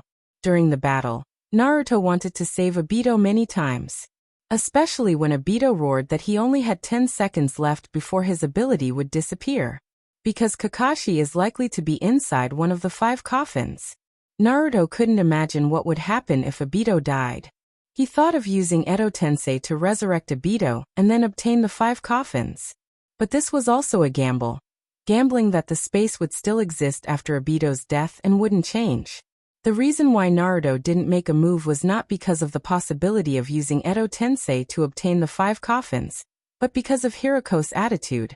If Kakashi is really inside one of the 5 coffins, then the other 4 are likely to be people with the other 4 Kekkai Genkai. If that's the case, Hiroko won't let Obito die. Naruto bet that Hiroko won't kill Obito, and now the result is Naruto's victory. Obito stared at Naruto and said with a smile, "Who are you? Are you also a member of Akatsuki?" Naruto replied with a polite smile. "To some extent, I am indeed a member of Akatsuki." Hiroko frowned. "Then why didn't you make a move just now? If the 2 of you joined hands just now, wouldn't it be much easier to deal with me?" Naruto's mouth twitched, shrugged his shoulders and helplessly said, "It's very troublesome to explain. You can understand it as an internal conflict." Hiroko smiled bitterly. "So it's like that. The underground trading house also has internal conflicts. I can understand that, but after watching the battle between the 2 of us, do you think you can win against me?" Naruto said sincerely, "To be honest, the battle between the 2 of you was too slow. I almost fell asleep watching it." Hiroko shrugged his shoulders like Naruto. "I kind of agree with that, but that guy's ability is too strange. I haven't come in contact with it before, so I wasted a lot of time." Naruto was surprised. "You haven't come in contact with it before? Didn't you just say that you dealt with a space ninjutsu ninja?" Hiroko honestly said. That was to break his mentality. Naruto gave a thumbs up. Then he smiled and said, "After chatting with me for so long, you want to rest for a while, right?" Hiroko didn't hide it. "After all, I've fought for a day and night. I've spent a lot of my energy." Naruto sat down cross-legged and smiled heartily. "I'll wait for you." This surprised Hiroko a bit. So he smiled bitterly. "How confident are you? Or do you look down on me? Immediately come here, come here." In fact, Naruto could directly use spiritual link to call Haiden. The biggest purpose of calling Haiden this way, besides Naruto wanting to shout, was to hide the information that could be communicated through spiritual link. Here quickly.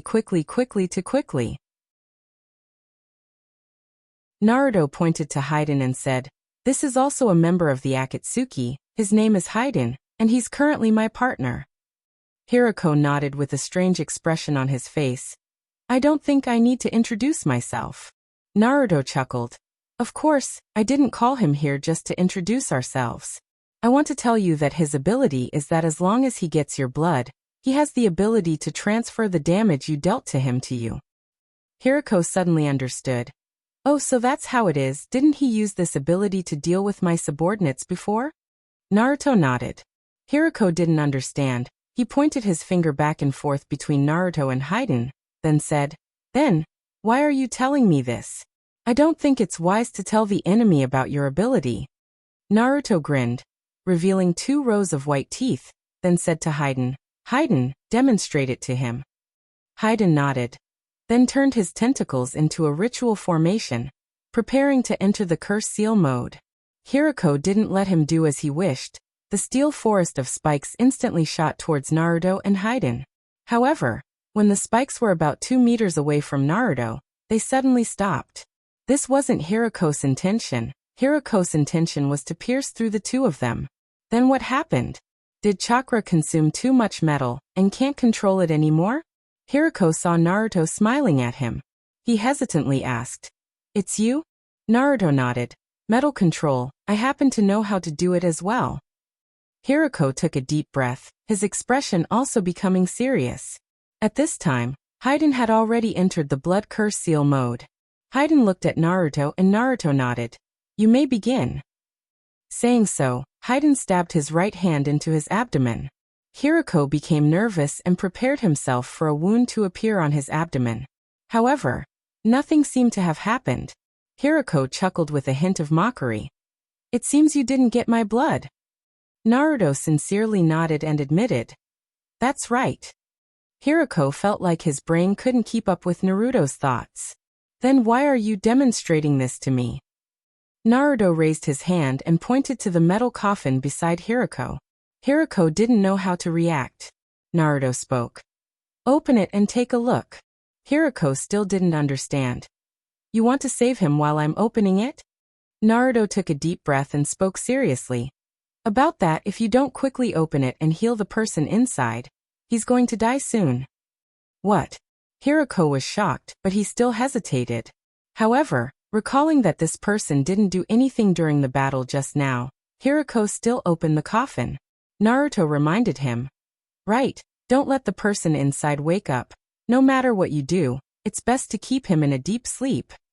The metal on top of the coffin melted like chocolate, revealing the person inside bit by bit. Obito was still in a deep sleep, which should be the effect of the curse on his body. But that wasn't the main point, it was Obito's abdomen. There was a bloody hole in the same place where Haiden stabbed him.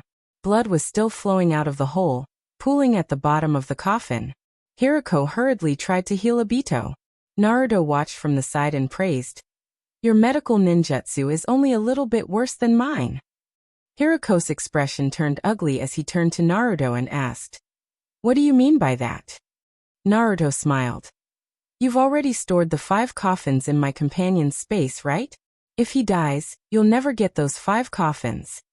Hirako stared at Naruto and said, "The coffins aren't important to me."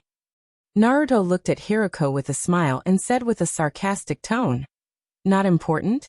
Well, the 5 coffins aren't important, but the people inside the 5 coffins are very important, right?" Seeing that Hirako didn't say anything, Naruto directly said, "The 5 people inside the coffins are the 5 people with 5 Kekkei Genkai, right? They're also the 5 abilities you want to fuse with. Although you can use 4 of them now, you're just borrowing them, right?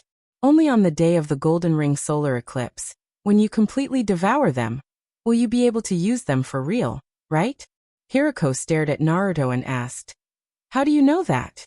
Naruto shook his head and said, "It's a bit troublesome to talk about that. Let's talk about something useful. Do you dare to make a bet with me? I'll give you time to rest until you're in peak condition, then fight with me. If you win, you can take this guy away. If you lose, you'll listen to me from now on." Naruto stared at Obito with a confident and arrogant smile on his face.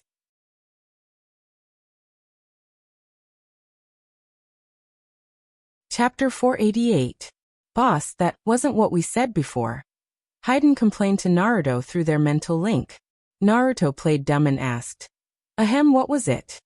Naruto was actually pointing at Haiden to emphasize who was the boss. However, Naruto had overestimated Haiden's brain, or rather, he had underestimated Haiden's persistence. Haiden directly repeated the conditions they had agreed on before. "Boss, you said that you would kill Hirako, and give me his heart after killing him. Hayden's tone was like that of a young wife who had been bullied, full of resentment.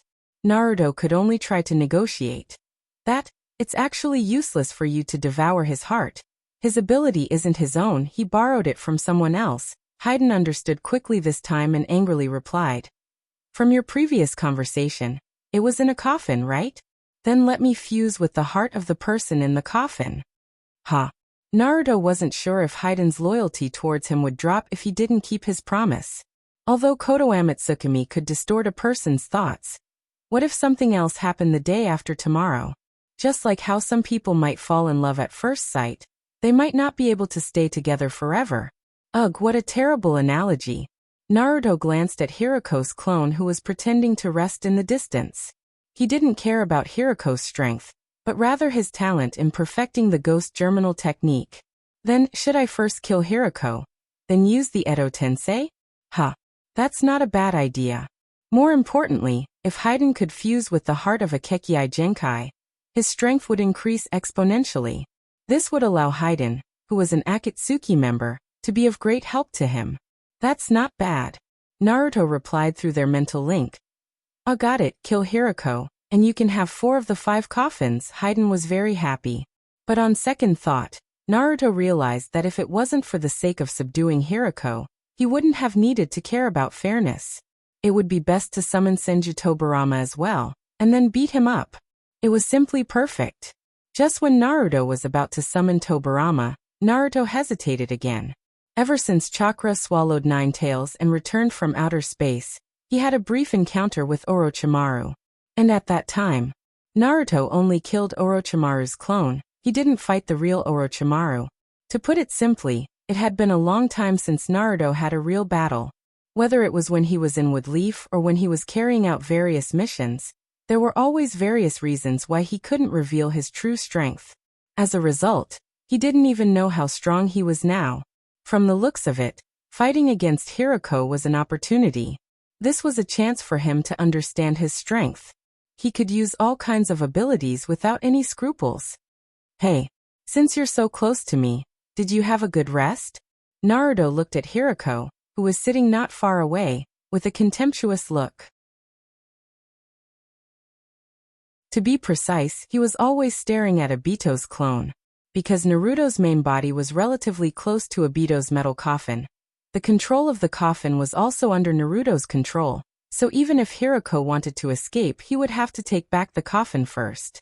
Hiroko's clone turned to look at Naruto and pretended to be ignorant. What did you say? I've been sitting here all this time. Naruto sneered. I'm talking about your main body. Your main body is in the metal tree 300 meters behind me, am I right? Then he added. You were in front of me before, weren't you going to attack me from behind? 300 meters behind Naruto, Hiroko's main body came out from the metal tree. He clapped his hands from behind the metal tree. You're really strong, I didn't think I'd be discovered so easily. Naruto didn't care. I already told you, I can also control metal, so you're still hiding in metal. Aren't you looking down on me? Hiroko's lips curled up as he narrowed his eyes. Then, how about this? Saying so, the metal tree suddenly twisted and turned into Hiroko's appearance. This was a metal clone. Naruto glanced around. The clone closest to Naruto suddenly rushed towards Obito's coffin, but Naruto used a roundhouse kick to send it flying like a cannonball. Wherever the clone went, it left a deep ravine in its wake. For a moment, all the clones stopped under Hiroko's control. Naruto stood on top of Obito's coffin and sneered. Since you used a clone to attack me, I'll use a clone as well. Let's see whose clone is stronger. Naruto didn't know how to use a metal clone. However, he knew the rock escape clone, ice escape clone, wood escape clone, and multiple shadow clone. So which one should he use? Naruto suddenly felt that it would be great if he could create a clone that could freely switch between elements. This thought only flashed through Naruto's mind for a brief moment. Then he used his best technique, multiple shadow clone. For a moment, the entire mountain range, with Naruto's main body as the center, was covered in a sea of fiery red. In terms of numbers, each of Hiroko's metal clones was surrounded by 4 Naruto's clones. Brothers! Let's beat them up! Hearing Naruto's order, Naruto's clones roared in unison. Yes. What followed was the sound of metal being smashed into pieces. However, none of the clones had any intention of attacking Hiroko's main body. This was Naruto's intention to let Hiroko stand on the side and watch. Hiroko's shocked gaze swept across the battlefield. He muttered, "This is impossible, my metal clones should be the strongest." In Hiroko's vision, Naruto's clones were working together in groups of 4. Each of their attacks was just right, not greedy at all, and then handed over to the others to deal with. The more Hiroko watched, the more incredulous he became. From 300 meters away, he shouted at Naruto, "Are you controlling all these clones?" There were already over 10,000 clones in front of him. How could a single person control so many clones at once? Was he facing a god? Hiroko suddenly felt a chill run down his spine. Naruto scratched his head and replied shyly, "About that, you might not believe me, but my clones, they're all a bit strange. Simply put, they all have their own personalities." Indeed, they all had their own personalities, which was also the main reason why Naruto didn't often use clones. At the same time, Naruto muttered to himself, "Although I can control all these clones at once, Hiroko felt like he had just heard the funniest thing in the world. He couldn't believe it. How can clones have their own personalities? Are you kidding me? Naruto shrugged. You can try talking to them and you'll know. Naruto's clones heard this and exchanged glances. They seemed to be saying, "Have we been exposed?" Then they turned to Hiroko. "Bastard. You want me to come out when you're so weak?" As they spoke, one of the 4 clones was dealt with. Another Naruto complained, "Yeah, so weak. Compared to my goddesses, the Sakuragi sisters, it's like heaven and earth." Naruto next to him disagreed. "My goddess is the store owner's daughter, Kanon Chiba." The person next to him shook his head. No, her breasts aren't as big as Hinata's. I like big breasts." The person next to him blurted out, "Like big breasts? Then what about Tsunade?" The person next to him laughed vulgarly. "A teacher-student relationship excites me the most." Naruto's expression darkened. These are his clones? He couldn't help but roar. "Enough is enough. Focus on the battle." The world suddenly went silent. Hiroko was dumbfounded by what he saw.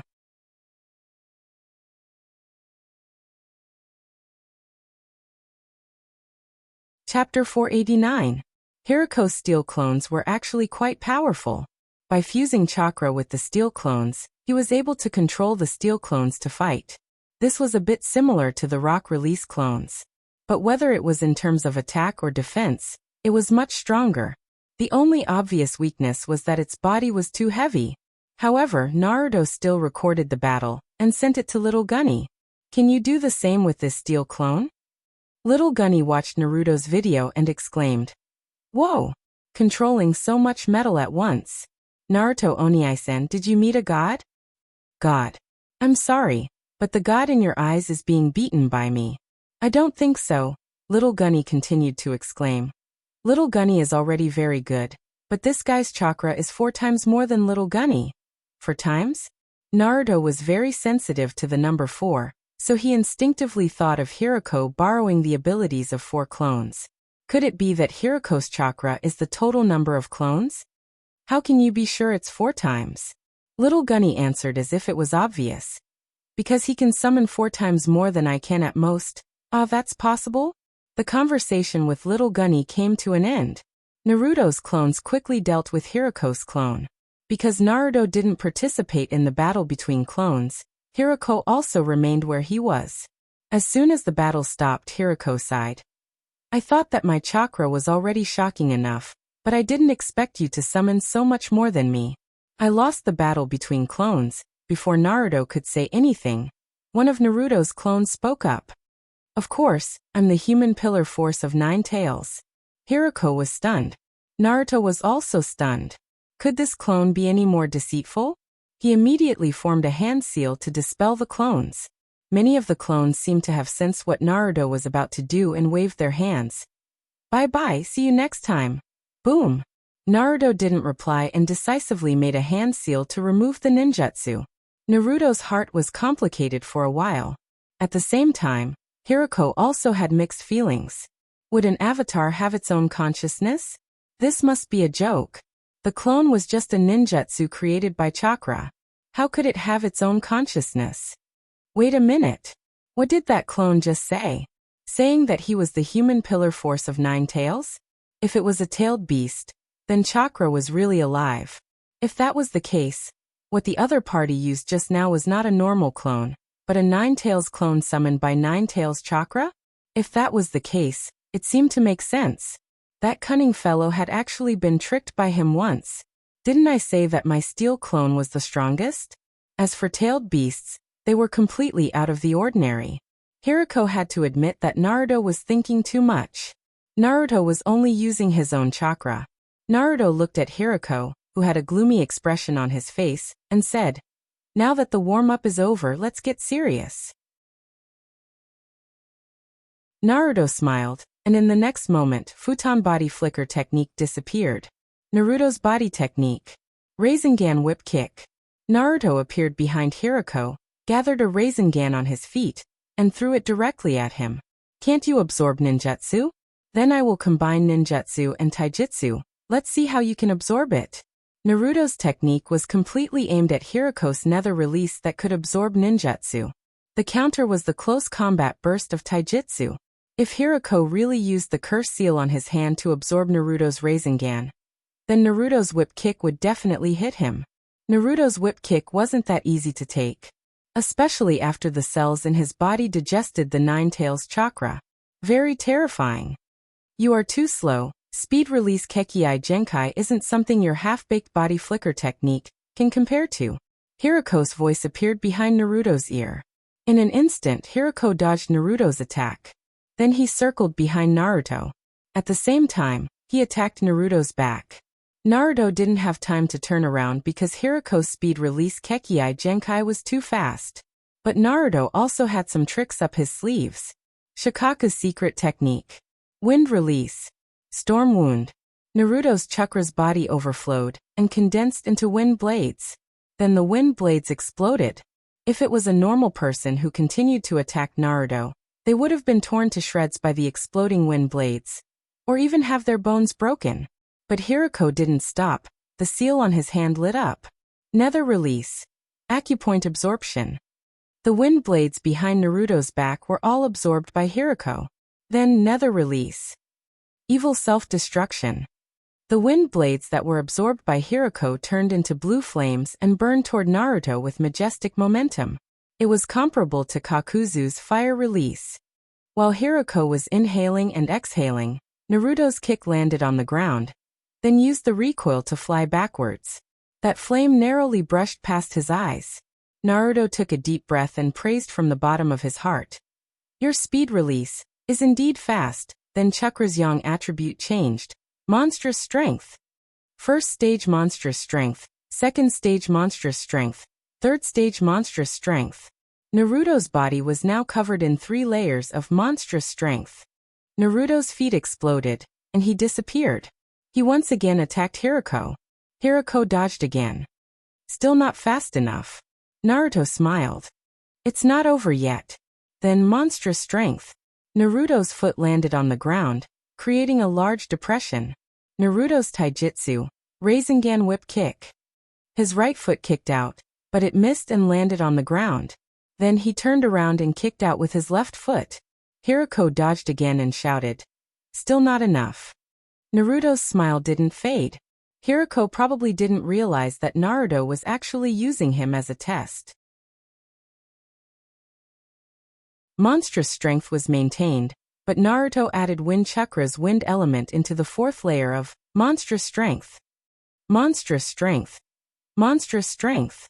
Chakra's wind element between the 4th and 3rd layers of monstrous strength formed a wind blade, which exploded.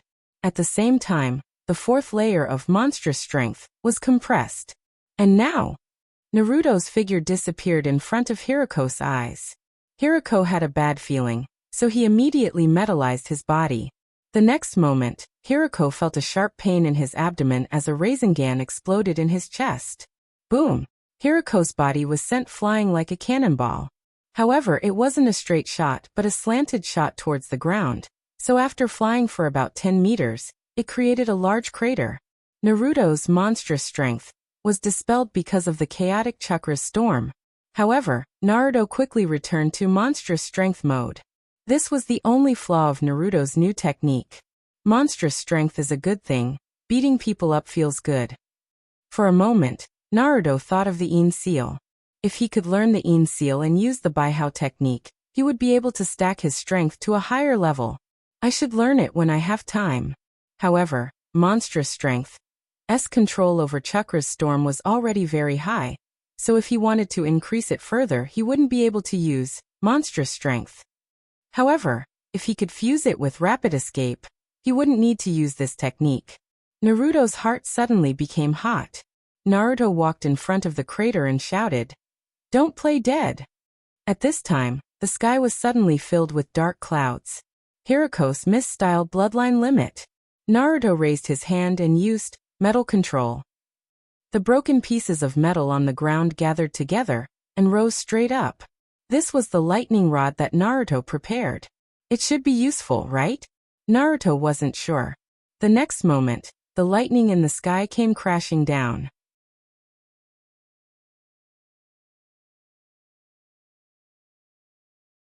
Chapter 490.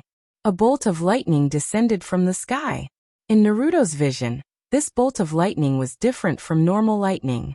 Rather than lightning, it was more like light. It was more condensed, more dazzling, almost like a laser beam. Will this bolt of lightning be attracted to the lightning rod?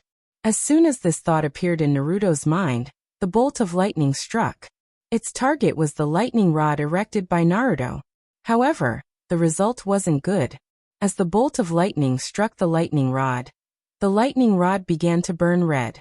It instantly exploded. Naruto was still affected.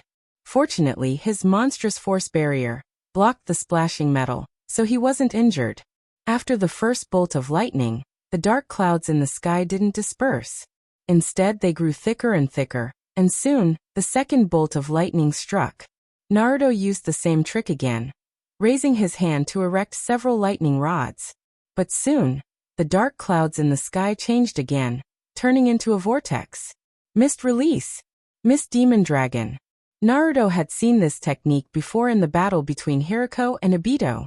However, at that time, the dark clouds were only above his head, but now, they were much larger.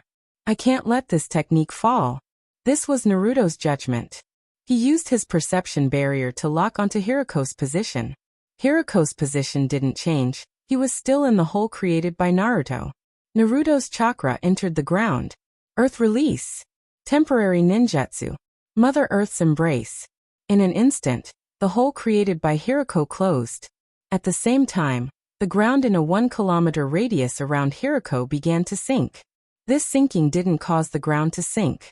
Instead, it caused the surrounding soil to move and fill up the ground, so it didn't seem like there was any change on the surface.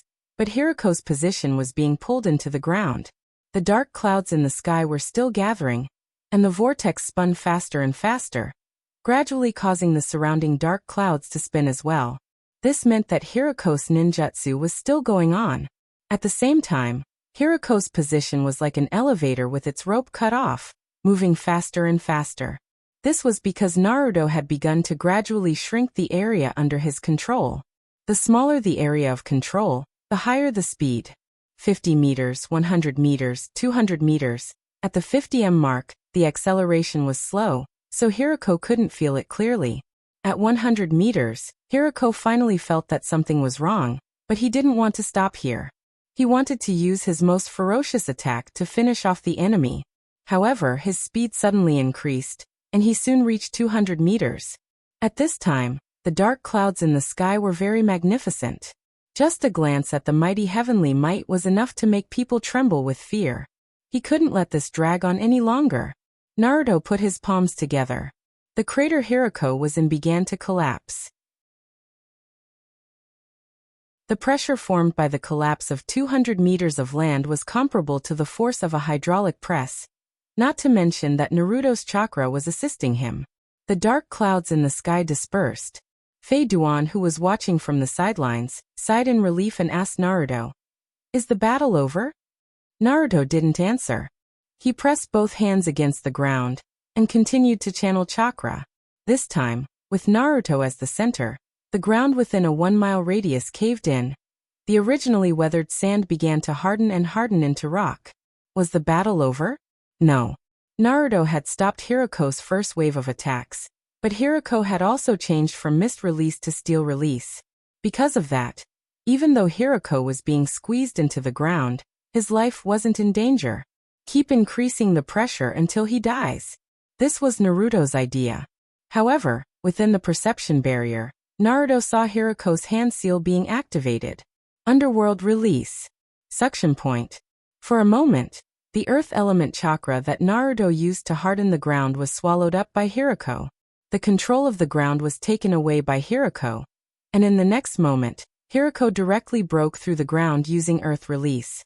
The yellow color on Hiroko's body faded bit by bit as he sighed. Excellent tactic, you used earth release very well, but you also replenished chakra for me. To be honest, Naruto felt a bit heartbroken. Stop talking nonsense, keep fighting. Naruto raised his hand and summoned the blue sleeve sword. Hiroko glanced at the sword in Naruto's hand and couldn't help but ask, "Are you planning to use a weapon? You also know steel release, right? You should know that ordinary weapons are useless against a steel release ninja." Naruto slowly pulled out the blue sleeve sword. The transparent blade reflected in Naruto's eyes. One right eye and the other left eye with an eye patch. This isn't an ordinary weapon.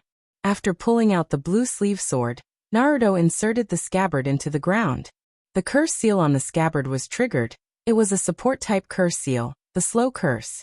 The curse seal effect, the closer to the scabbard, the greater the restriction. Hiroko was 50 meters away from Naruto. Naruto slashed out with his sword, but Hiroko didn't dodge and his right hand was directly cut off. Hiroko was stunned. "How are you so fast?" Naruto didn't answer and slashed again. Hiroko made a hand seal with one hand. Steel release. Hiroko directly turned into a puddle of liquid metal. Not only did Hiroko turn into liquid metal, but so did Hiroko's severed arm. Then the two puddles of liquid fused together, and a new Hiroko emerged from the liquid. This move. Awesome. Naruto recorded the scene in front of him and sent it to Little Gunny. "Do you know this move?" Little Gunny frowned and shook his head. "It doesn't make sense. That arm has already been cut off. It shouldn't be able to liquefy back into metal." Naruto thought of Haiden. Even if Haiden's tentacles are cut off, it seems that the main body can still control them and change their nature. Little Gunny pouted. "Didn't Haiden fuse with something strange? It's not like he's a normal person." Naruto nodded, agreeing with Little Gunny's point of view. "However, the one in front of me isn't a normal person either." While Naruto and Little Gunny were communicating telepathically, Hiroko's body returned from its liquid state. "Why did you become so fast?" Hiroko stared at Naruto. Naruto grinned. "It's because my sword is too fast." Hiroko stared at Naruto's body that had returned from metal to flesh and shouted, "Again? Is he courting death?" "Sure." Naruto grinned. In the next moment, Naruto disappeared from the spot and slashed out with his sword. Naruto originally planned to cut off both of Hiroko's hands, so that Hiroko wouldn't be able to perform any hand seals. However, when the sword slashed at Hiroko's body, it only managed to cut halfway through before the sword slowed down as if it was stuck in a swamp. Hiroko's wounds aren't flesh and blood. They're metal. When did he use steel release? No. This is a trap. Naruto wanted to pull the sword out, but the wound on Hiroko's shoulder had already closed up. The sword was stuck on his shoulder. Hiroko's chakra was trying to invade the sword. Hiroko wanted to destroy Naruto's sword.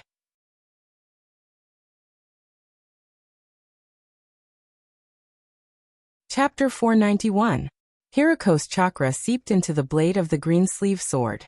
Naruto used chakra to resist, but Hiroko's hand was already on the tip of the sword. The seal on his hand activated. Nether escape. Suction point.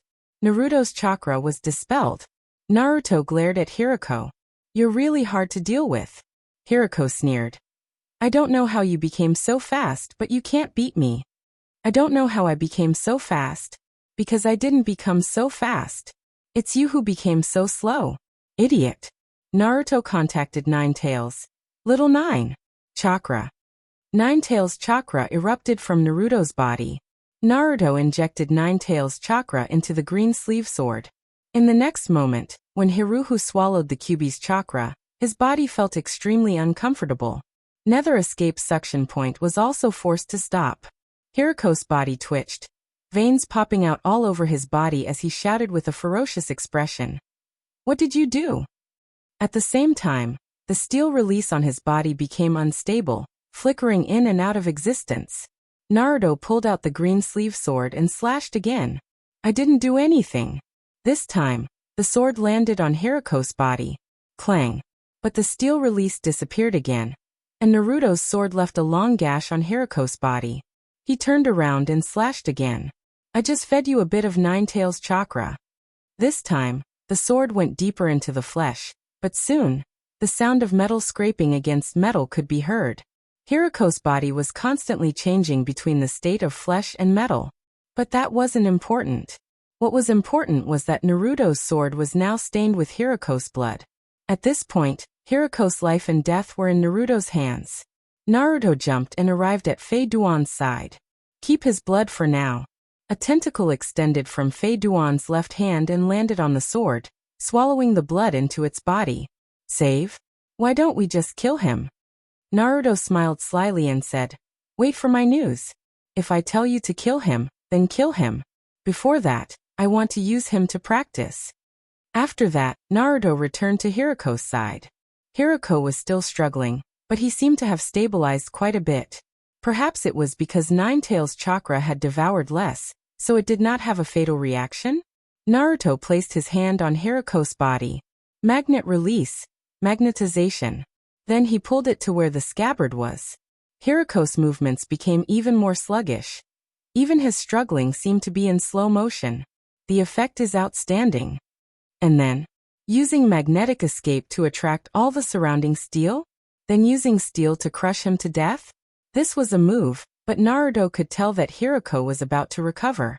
At that time, Hiruko would be able to use Nether release to counter magnet release just like how he countered Earth release. So I'll use fire release. Naruto's hand grabbed Hiruko's head. Fire release. Heat up. Hiruko opened his eyes wide and screamed with all his might. His head became redder and redder in Naruto's hand, until it was glowing. But Hiruko was still alive. Heat up. Seeing that Hiruko was about to liquefy, Naruto suddenly switched from fire release to ice release. Lower temperature. Crack. A crack appeared on Hiruko's body. Heat up again. Bam. Hiruko's body exploded. Ugh. I still have other moves that I haven't used yet. Naruto looked at Hiruko's body that was scattered all over the ground and complained. Could Hiruko still be alive? The metal fragments on the ground still carried chakra's fluctuations. Naruto was looking forward to it. But soon enough, the metal fragments turned into minced meat. Hiruko's steel release was dispelled.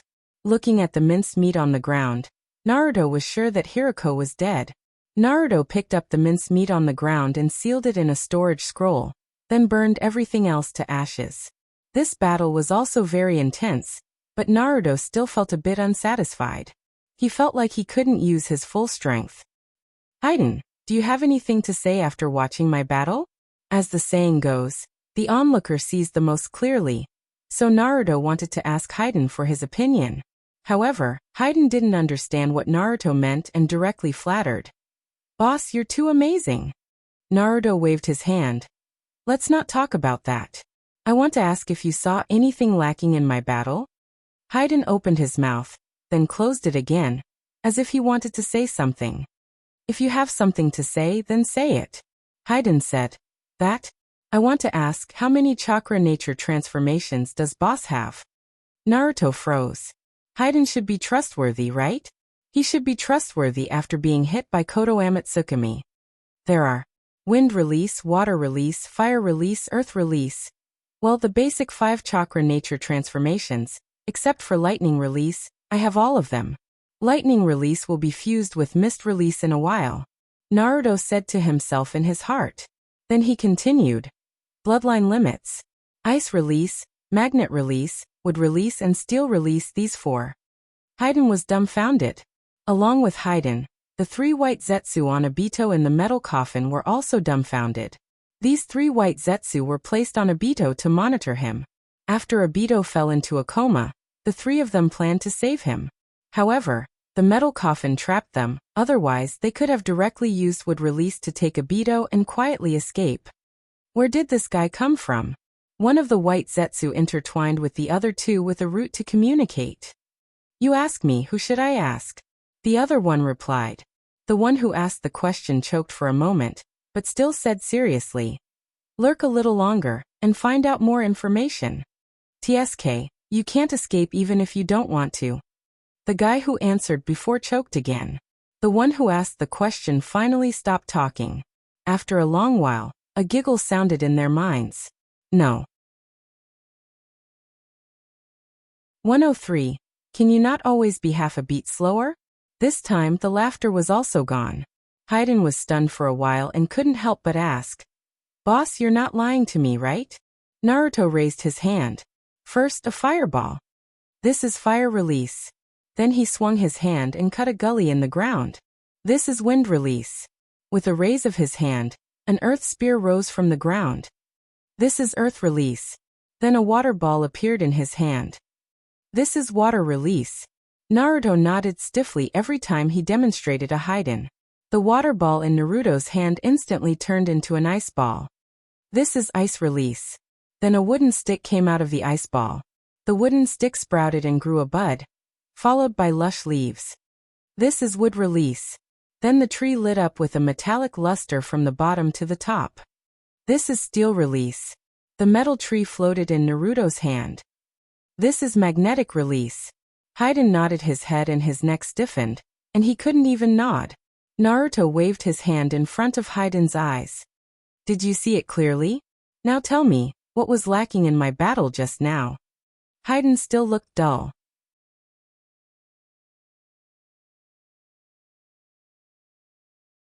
Chapter 492.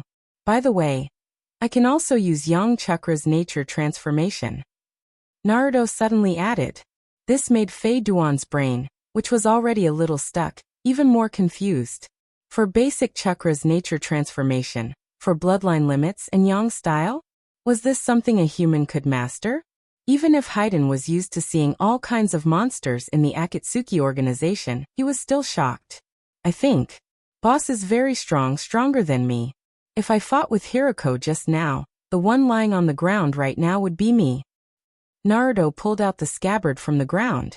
In this battle, the slow curse on the scabbard played a miraculous role. What about the shortcomings? I want to hear about my shortcomings. Haiden hesitated. About the shortcomings? I haven't found them yet. Since he didn't get any valuable advice from Haiden, Naruto thought about it himself. Among the several chakras' nature transformations, his use of Wind Chakra's nature transformation was mainly focused on Windblade. Windblade could be used as an attack, and it could also be used to increase speed. Fire style was relatively simple. Apart from cooking, he only had to control the temperature.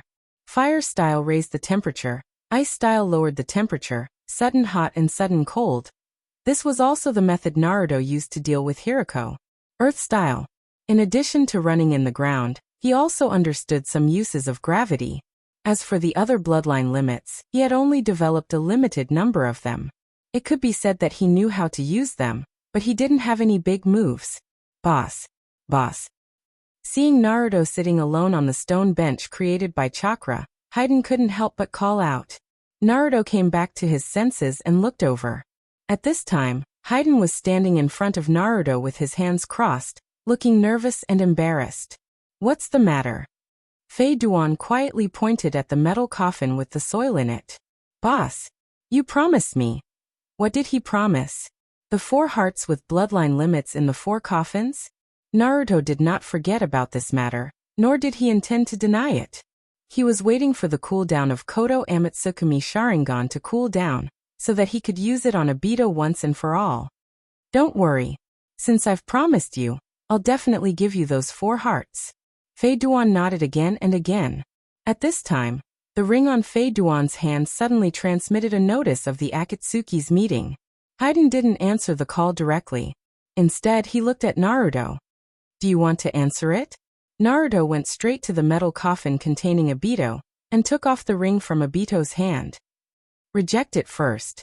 Fei Duan didn't hesitate.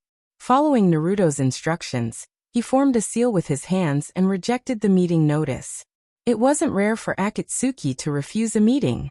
Generally, when it wasn't convenient to connect, they would first refuse.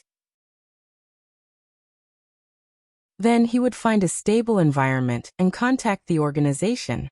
When the meeting was not over, he would directly enter and ask the person in charge again. However, as soon as Fei Duan rejected the meeting notice, another meeting notice was sent over. In such a situation, it was usually an important meeting that would be notified so frequently. What should we do? Do you still want to continue to refuse? Naruto summoned the little flying squirrel, and his soul entered the little flying squirrel's body. Then the little flying squirrel put on the Akatsuki's ring. Hide it first, go down and connect again. Naruto injected Earth Attribute Chakra into his feet, and took Fei Duan and the metal coffin into the underground cave. Don't talk about Hoodlum in a while. Also, if you ask about Hirako, just say that Hirako is on the run, and we are chasing after him. Fei Duan nodded again and again. Naruto put on the ring and formed a seal to connect to the Akatsuki's group meeting. The scene was still the same. Everyone was standing on the fingertips of Geto Mazo. As soon as Naruto and Fei Duan appeared, Ghost Shark's dissatisfied voice sounded in their ears. You're finally here. I've been waiting for you for a long time. Naruto spoke very fast, as if he was really in a hurry. What's the matter? We are still chasing after Hirako. Pain Yahiko asked. You still haven't dealt with Hirako? Naruto replied concisely. That guy is a bit troublesome, but it won't be long. Yahiko nodded. Then I just sensed that your ring was changed? Naruto still spoke very fast. Hayden was seriously injured in the battle with Hirako. Hoodlum thought that Hayden was dead, so he picked up his ring. Then Hayden was fine, so he returned the ring to me. Then I saw that Hoodlum was reluctant to part with it, so I gave him my ring to play with. Yahiko nodded slightly, then asked again. Since Hirako is so strong, why didn't you ask Deidara to support him? Naruto replied. I did, and we worked together with Deidara to deal with Hirako's subordinates. Yahiko turned his head and looked at Fei Duan. Fei Duan changed the topic. My strategy with Kakuzu failed.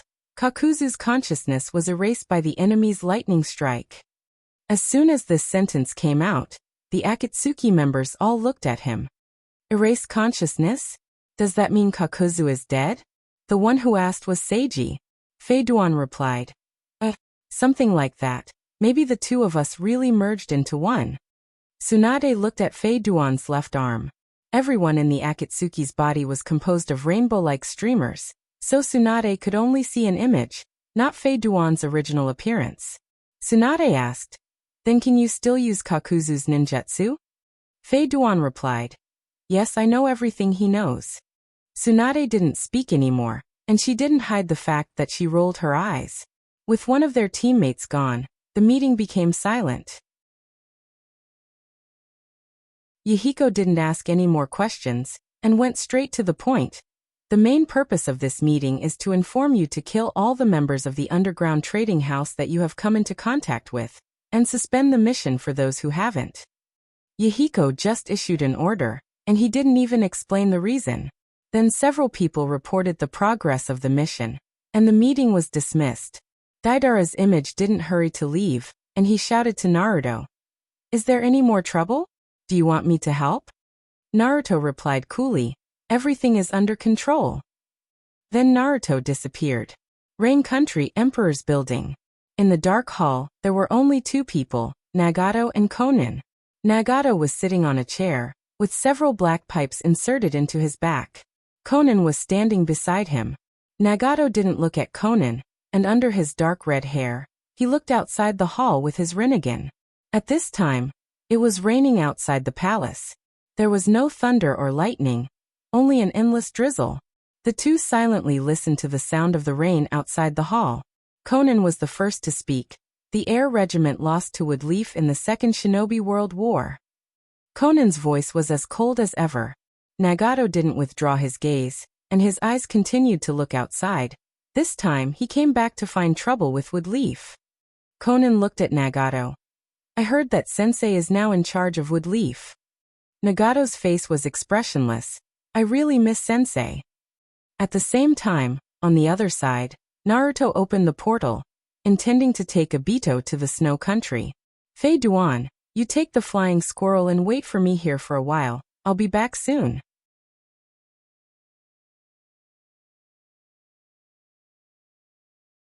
Chapter 493. Naruto's original plan was to put Shirsue's Sharingan on Danzo's arm. Using the strong vitality of Hashirama's cells, Shirsue's Kodo Amatsukami would recover ahead of time. Then he would transplant Shirsue's Sharingan on his body, and use Kodo Amatsukami to control Obito. This plan seemed good, but soon Naruto encountered a new problem. After 3 days, Shirsue's Sharingan showed no signs of recovery, and his eyes remained closed. In fact, this wasn't a big deal. After all, it was said that Kodo Amatsukami's ability could only be used again after 10 years. Hashirama's cells could speed up this process, but it would still take 10 days to half a month, or even a month. This was all reasonable. But Kakashi and the other 4 Kekkei Genkai ninjas were locked in Obito's Kamui space. If he really had to wait for 10 days to half a month, the person in the coffin would probably be dead. This wasn't what Naruto wanted to see. What to do? Threaten Obito with Hiden? Hiden had Obito's blood. Threatening Obito wasn't difficult, and he had enough bargaining chips. But this would make Obito wary. So it would be difficult to use Kodo Amatsukami on Obito. Naruto thought about it, and at this time, Yakushi sent a message. Boss Hirako has confessed. I'll send you the complete version of the Onamaru technique. Naruto was worried, so he didn't have the time to care about the Onamaru technique, so he casually replied, confessed? You did a good job. Then Naruto continued to think about how to break the current deadlock, and make Obito obediently return the coffin. Hirako, let's ignore that guy for now. Let's deal with Obito first, or else Kakashi, Sensei will die. Wait. Hirako. Naruto suddenly thought of a plan. He quickly contacted Yakushi on the psychic network and asked, how is Hirako? Is he easy to talk to? Is he willing to cooperate? Yakushi replied, he's easy to talk to after all, he's already a prisoner. What's not easy to talk to? Right, the Edo reincarnation's Hirako is no longer able to use the 4 bloodline limits. According to him, his connection with the other 4 was broken, and he needed to sign a new ritual. Did Hirako lose his power? That wasn't important. What was important was that he took the initiative to cooperate. 1 day later, in the land of Earth, in the barren mountains, Obito woke up. You found a place to stay? Obito sat up from the metal coffin and looked at Hirako. Obito's memory was still stuck at the moment before he was sealed by Bei-Lu-Hu. Then he looked around and shouted, this is the place you were talking about? Still in the barren mountains?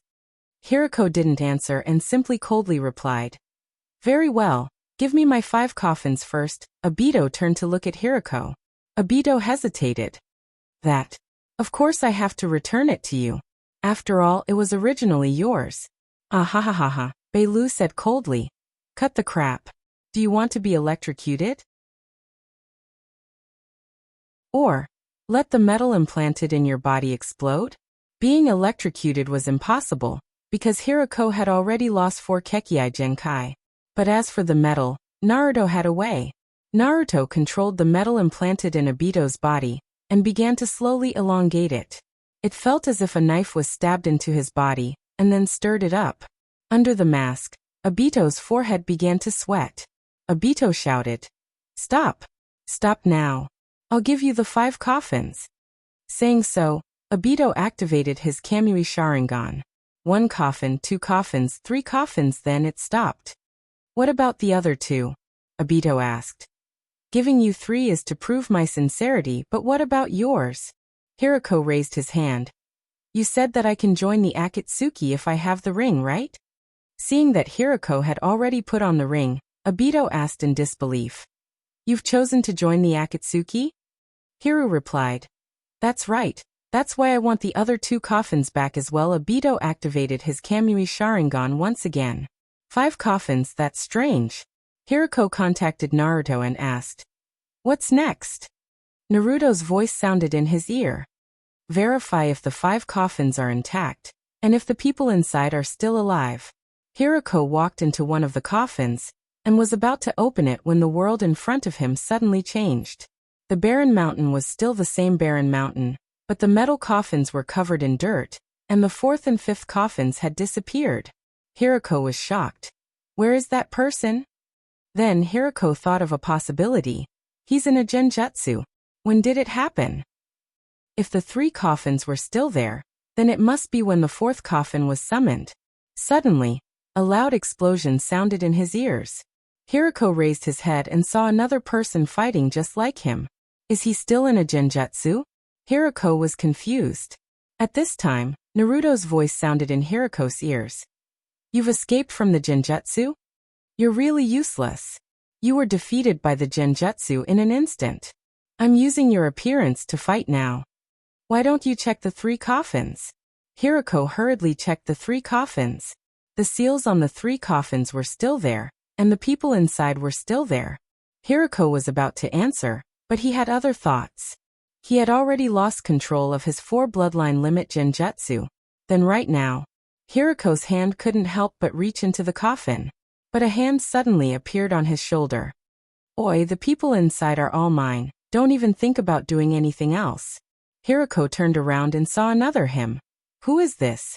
Is it also Naruto? You are. Hayden grabbed Hirako's hand and dragged the weak Hirako to the side. I'm not boss, but boss told me to take your appearance. You don't need to worry about anything else. Just stay here and do what I tell you, you hear me? On the other side, Naruto was facing off against Obito. Obito stared at Naruto and said, Who are you? Naruto ran on the train without any pressure. Hirako. Obito stared at Naruto and said, You're not. Naruto was about to control the metal inside Obito's body when he discovered that the metal inside Obito's body was already gone. Did he remove the metal when he used void form? Naruto stared at Obito. Don't talk nonsense. Release the other 2 coffins, and I'll let you go. Obito stared at Naruto, who had transformed into Hirako, and said, Why should I believe you? Naruto shook the ring on his finger. I've already decided to join the Akatsuki, so we'll be comrades from now on. Obito was still hesitating. Naruto stared at Obito and said, You tried to use your Sharingan's ability to teleport, didn't you? But it didn't work, right? I'm telling you, this space has been sealed by me, so you'd better return the coffins to me.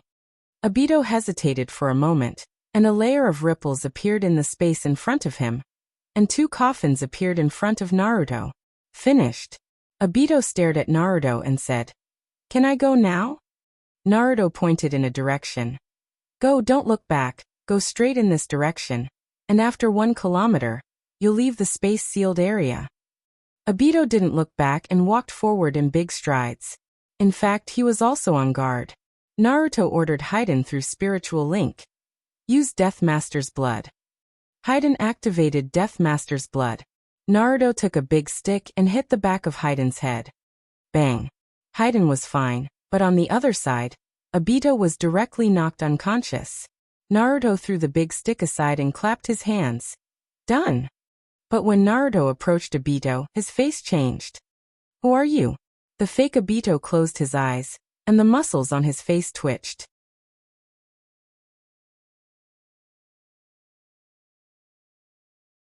Chapter 494. Obito has been swapped. Naruto didn't feel good. A second ago, Obito was still Obito. How did he change in the next second? What is this? Who are you? Naruto stared at the fake Obito, who was still pretending to be unconscious, and roared. The fake Obito was frightened and couldn't help but attack Naruto. His body elongated and white vines wrapped around Naruto. Would release. There are too few people in this world who can use would release. Naruto quickly guessed the identity of the other party. White Zetsu. Naruto's body burned with dual-colored flames, and the vines wrapped around Naruto's body were burned to ashes. Was it also White Zetsu who took Obito? Naruto seemed to be asking a question, but without waiting for the other party to answer, he punched White Zetsu's head, and the huge force directly smashed through White Zetsu's head. White Zetsu died. Naruto opened the perception barrier to the maximum, and all 50 kilometers were included in Naruto's field of vision. But for some reason he couldn't sense Obito and White Zetsu. Could it be that they have already run 50 kilometers? No way. Obito was swapped less than a minute ago. Hayden, can you still sense Obito? Hayden was surprised and asked doubtfully. Who is Obito? Naruto quickly changed his words. It's Hoodlum. Hayden replied. Yes, he is 300 meters underground, fleeing in the direction of the Rain Country, about 5,000 meters away. Naruto breathed a sigh of relief and made a prompt decision. Lead the way. We must catch him as soon as possible. Hayden hesitated and pointed to the coffins. What about these? What to do? It is impossible to seal them in the scroll, unless you want the people in the coffins to be dead. Naruto didn't feel at ease with Hirako here. He wasn't worried about what Hirako would do to these people. Hirako was reincarnated by Naruto, and as long as Naruto says a word, Hirako will die. This has nothing to do with strength. Naruto was worried about whether the people in the coffins would wake up and run away. Just now, in order to confirm the situation inside the coffins, Naruto asked Hirako to open several coffins. Since he couldn't take them away, he can only find someone to take them away. You go after them. Naruto ordered Hayden. Then Naruto summoned Guni and asked him to teleport the 5 coffins to Otsuyuzen Research Institute. After explaining, Naruto chased after him. What's the situation? Can you catch him? If he can't, then he can only kill himself. Can't kills have TSS ability. Naruto. TS'd. Hayden reported his position while replying. Yes, give me 1 more minute. That little bastard is playing hide and seek with us. However, 1 minute later, Naruto caught up to Hayden, who was tied up like a dumpling by White Zetsu. Boss, I'm sorry I was tricked. I didn't expect there to be 2 enemies. One ran away and the other stayed to ambush me. Naruto caught White Zetsu. White Zetsu wanted to tie up Naruto as well, but it didn't expect Naruto to directly freeze it. Can you still catch up? Hayden hurriedly replied. Absolutely. Give me 5 more minutes. Naruto. Then hurry up. Hayden continued to lead the way. Naruto. You seem to be walking along this route? Hayden didn't understand. What? Naruto didn't answer. He found out why his perception barrier couldn't find the other party. Because White Zetsu had taken Obito into the root of the plant. How the F***CK could he feel it? Naruto's perception barrier opened again, and the situation underground appeared in Naruto's mind. Then he saw large and small roots intertwined, extending to a distance of thousands of meters. Found it. Naruto ignored Hayden and raised his hand to press on the root. Chakra merged into the root. Naruto could feel that the root was dead. It was left behind a long time ago. Naruto's chakra extended the root and chased all the way. This would seem inconceivable to ordinary people, but Naruto didn't have much of anything except chakra. Found it. Rock release. Naruto's chakra spread out from the root of the plant. Clench his fist. With the fleeing White Zetsu as the center, the surrounding soil suddenly solidified. For a time, the root of the plant was crushed into slag. Then a huge rock hand grabbed White Zetsu. White Zetsu could also use earth release, because wood release was a fusion of water release and earth release. But White Zetsu couldn't do anything to the rock that had been assimilated by Naruto. The giant rock hand stretched out from the ground, holding Obito in the fist, and White Zetsu attached to Obito. At this time, Obito didn't wake up. White Zetsu panicked and shouted, "Idiot! Wake up quickly. If you don't wake up, we will die here." White Zetsu's hand stretched out from Obito's body, and then gave him a big slap in the face. White Zetsu was very clear that if Obito woke up, with Obito's virtual ability, the rock hand couldn't hold him at all. However, a slap in the face didn't work at all. Obito was still unconscious. White Zetsu was anxious, and the second slap was given. Naruto's body slowly came out of the giant rock hand. It's useless. I gave Hayden a super strong sleeping pill. White Zetsu heard this sentence and his body stiffened. He looked at Naruto in panic. Then for a long time he finally threatened, "Let us go. You haven't made a big mistake yet. I've already sent your message back. If you kill this guy, the people in the organization won't let you go. If you let me go now, everyone will take it as a joke." Naruto looked at White Zetsu with a smile. "You sent the message back? How did you send it?" White Zetsu replied, "Why should I tell you?" Naruto sneered. "You send messages through the rhizomes of plants, right? The rhizomes of plants are intertwined underground, forming a huge network." White Zetsu was surprised. "How do you know?" Naruto stared at the mask on Obito's face. At this time, White Zetsu's face was attached to the mask and talking to Naruto. "It's not difficult, since you are attached to him. You must have heard me say that I can also use wood release." White Zetsu didn't quibble. "Since you know, why don't you let us go?" Naruto shook his head. "It's because I know your tricks that I know you didn't send the message back." White Zetsu scolded, "Nonsense. I have already sent the message back." Naruto didn't waste time with him. He directly exposed. Plants need to be alive to send messages. Although there are roots of plants in the Earth country, they are all dead. You can't send the message back. White Zetsu didn't speak. Naruto raised his hand and pressed it on White Zetsu's face, but White Zetsu's body disappeared. White Zetsu said, "As long as I don't want to go out, no one can take me away from this body. I will wait for him to wake up, and then join hands to kill you." Naruto's chakra was injected into Obito's body. White Zetsu's body was completely integrated into Obito's body. This state can be described as a parasitic state. Even Chakra's scalpel can't separate it. But you think you can hide?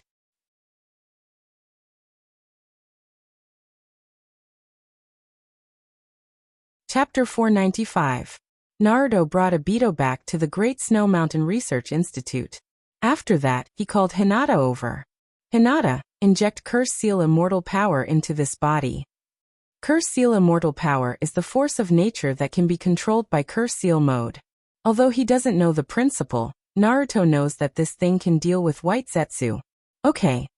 Hinata agreed and directly entered Sage mode. At this time, White Zetsu's face moved like liquid on Obito's body. "It's useless unless I take the initiative to come out. You can't take me out." Hinata's hand pressed on Obito's body. Curse Seal Immortal Power was directly injected into Obito's body. White Zetsu still wanted to say something, but his body was squeezed out of Obito's body little by little. White Zetsu panicked. "What did you do to me? What kind of power is this?" Naruto didn't answer and carefully observed. There are some differences between Curse Seal Immortal Power and Force of Nature. At the very least, if the legendary immortal power is injected into the body, it can make people petrified. But after the Curse Seal Immortal Power was injected into Obito's body, he didn't petrify. He just squeezed White Zetsu out. Not only that, after coming into contact with the Curse Seal Immortal Power, White Zetsu's body seemed to have lost control and became stiff. "What did you do to me?" White Zetsu was lying on the ground with his hands supporting the ground, and shouted at Naruto in pain. But after just one sentence, he seemed to have exhausted all his strength and couldn't support his whole body lying on the ground. He looked particularly painful. "Naruto-kun, what else do you need me to do?" Hinata asked carefully, her eyes full of expectations. In Hinata's heart, as long as she can help Naruto, she is very happy. "It's enough, you have helped me a lot this time." It was indeed a big help. If it wasn't for Hinata, Naruto really didn't know how to get White Zetsu out. "I'm actually very curious about how you made the ninjutsu parasitic in the body. Is it Mokuton?" White Zetsu didn't answer, but Naruto wasn't in a hurry to know the answer. Binding White Zetsu, Obito was placed in a coffin, and then went to Hiriko's coffins. Hiriko's coffins were already opened. 3 coffins, 3 people. 2 men and 1 woman. Naruto checked the 3 people. Strangely, the 3 people's vital signs were still there, but there were no signs of waking up. "What's the matter with these people?" Naruto asked Hiriko, who was standing on the side and didn't dare to speak. Hiru replied, "These people are the ones I'm preparing to fuse with." Naruto looked at Hiriko. I know, but why don't they show any signs of waking up? Hirako didn't hide anything and told the truth. They can't wake up because I've already partially fused with them. This relationship is similar to the human pillar force and the tailed beast. There is an inseparable connection between us. If I die, although they don't die directly, it's no different from being dead. Naruto didn't know these people at all, and Naruto didn't care about their life or death. Besides, Naruto already promised to send these people to pieces, so it doesn't make much difference whether they die or not. Naruto walked to the fourth and fifth coffins. His expression also became serious. Is Kakashi Hatake inside? Naruto asked. Hearing Kakashi's name, Hinata couldn't help but ask. Naruto-kun, Kakashi, sensei was also killed? Naruto looked at Hirako, and so did Hinata. Hirako didn't know how Naruto knew about Kakashi, but from Naruto's gaze and the tone of the girl next to him, he could tell that the two of them had a close relationship with Kakashi. He could only bite the bullet and reply. Yes, he is inside the coffin in front of you, but I haven't had the time to fuse with him yet. So he really is here. Hearing Hirako's answer, Naruto sighed in relief. How did you catch him? Is he with Leaf's Naruto now? Naruto wasn't in a hurry to open the coffin. In fact, Naruto didn't know how to face Kakashi. This was Naruto, a rebellious ninja.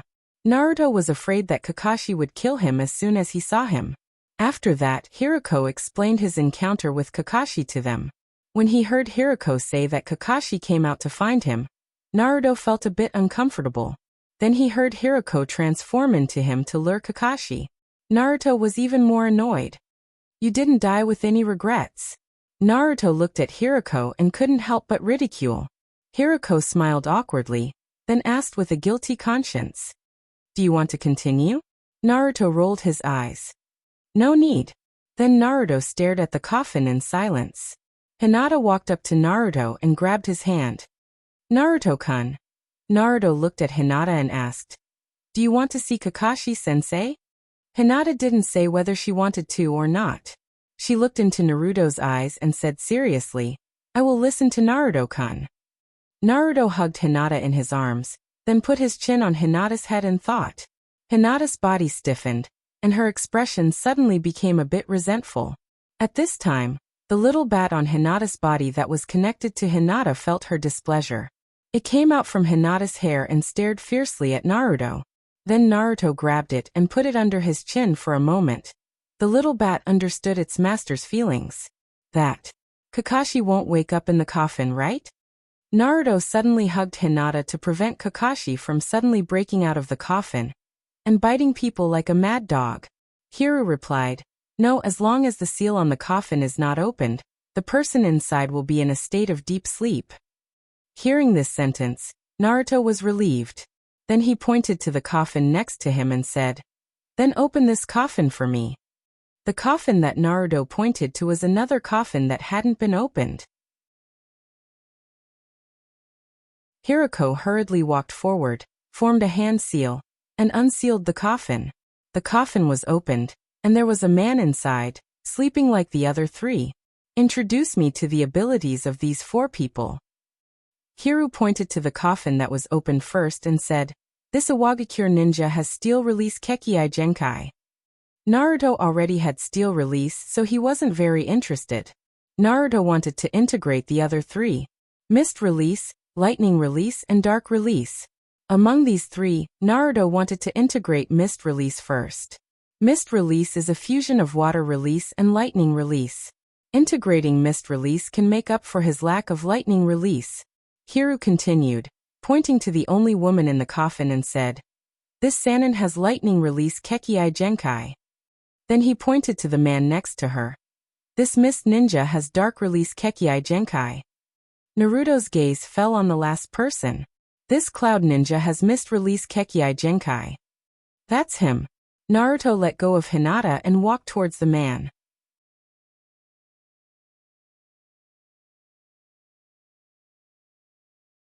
Chapter 496. Naruto's hand pressed on the head of the Kumogakure ninja. Because this person didn't die, no soul was absorbed by Naruto.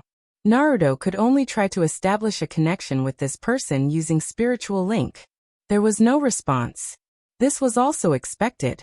After all, spiritual link needs the other party's approval to establish. Then Naruto used spirit transformation jutsu. The overbearing spirit transformation jutsu didn't need the other party's consent. It directly attacked the other party's spiritual world with violence, and found the other party's soul. His soul body, which had no intelligence, floated in the soul world. Naruto's spiritual body touched the other party's soul. Just like fusing other attributes, when a part of the other party's soul was swallowed by him, Naruto knew it was successful. Creak. A clear sound came from the depths of Naruto's spiritual world. It was very light, but for Naruto, it was like a thunderbolt in his ear. In the sealed space of the Nine Tails, outside the Nine Tails cage, a crack suddenly appeared on the white and clean giant egg. Naruto's consciousness sank into this world. Xiaojie curiously looked over at the side of the cage. Huh? There's a crack on the stone. Naruto also stared at the crack. This is not a stone, this is an egg. The two waited for a long time, but there was no other change except for a crack on the egg. Xiaojie waited for a long time, but nothing came out and couldn't help but complain. Is it a stillborn? Naruto's face immediately turned black. What a damn stillborn. It's absolutely impossible for it to be a stillborn. Naruto has always been looking forward to the day when this egg hatches. After all, it was because of this egg that Naruto could integrate other people's Kekkei Genkai. It should be that the Kekkei Genkai fusion is not enough. Naruto's consciousness withdrew from the spiritual world, and then walked to another coffin. Devour again. This time it was the fastest speed. The giant egg devoured a portion of the other party's soul power, and the golden threads on the halo above the giant egg increased, forming an intermittent circle. No reaction? Naruto and Nine Tails stared at the egg. Just as Naruto was about to be disappointed, a creak sounded. Another crack appeared on the giant egg. Wait a little longer. There was no sound. Naruto had fused with a third person. It was the nether escape that could devour chakra. This time no cracks appeared, but the two cracks grew longer. But in reality, even if it had grown longer, it was still a little small compared to the enormous egg. That's it. Nine Tails could not help but say, I'm so anxious just looking at it. Naruto, why don't you go up and punch it? Throw a punch. Naruto rolled his eyes at Nine Tails. I want to punch you. Nine Tails did not talk back, but his eyes stared at the cracks above. But it's so uncomfortable to look at. Why don't you turn the egg around so that the cracks don't face me? Naruto was stunned. What's wrong with him? OCD? Naruto did not dare to touch the egg in front of him. The 9 years of obligation told him not to help a chick hatch. Otherwise, the chick could easily die. Little Nine stared at the two small cracks. If you don't want to, I'll do it.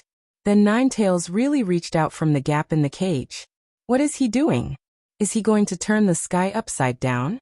Just as Naruto was about to reprimand Nine Tails, a colored thread floated out of the giant egg. It went towards Nine Tails. This scene was simply too familiar. Nine Tails looked at the furry thing and subconsciously wanted to slap it with his claws. What is this? Naruto did not reply. Then, the hand formed by Kyuubi's chakra and the white silk thread were released together. Then, like a pipe, Nine Tails' chakra was sucked into the giant egg with a sizzling sound. Sensing chakra's disappearance, Nine Tails quickly retracted his hand, but he could not get rid of the white thread. Naruto, what is this? Naruto blinked.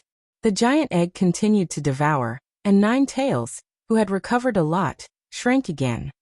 Naruto, help me cut this thing off. This thing is eating me. Naruto wanted to say that he would not die if he did not seek death.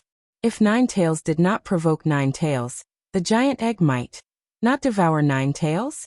Well, after all, the giant egg used to call Nine Tails mother. Naruto, save me quickly. Little Nine wailed, and Naruto looked back at the egg. After swallowing so much chakra, was the egg about to hatch? Naruto was looking forward to it.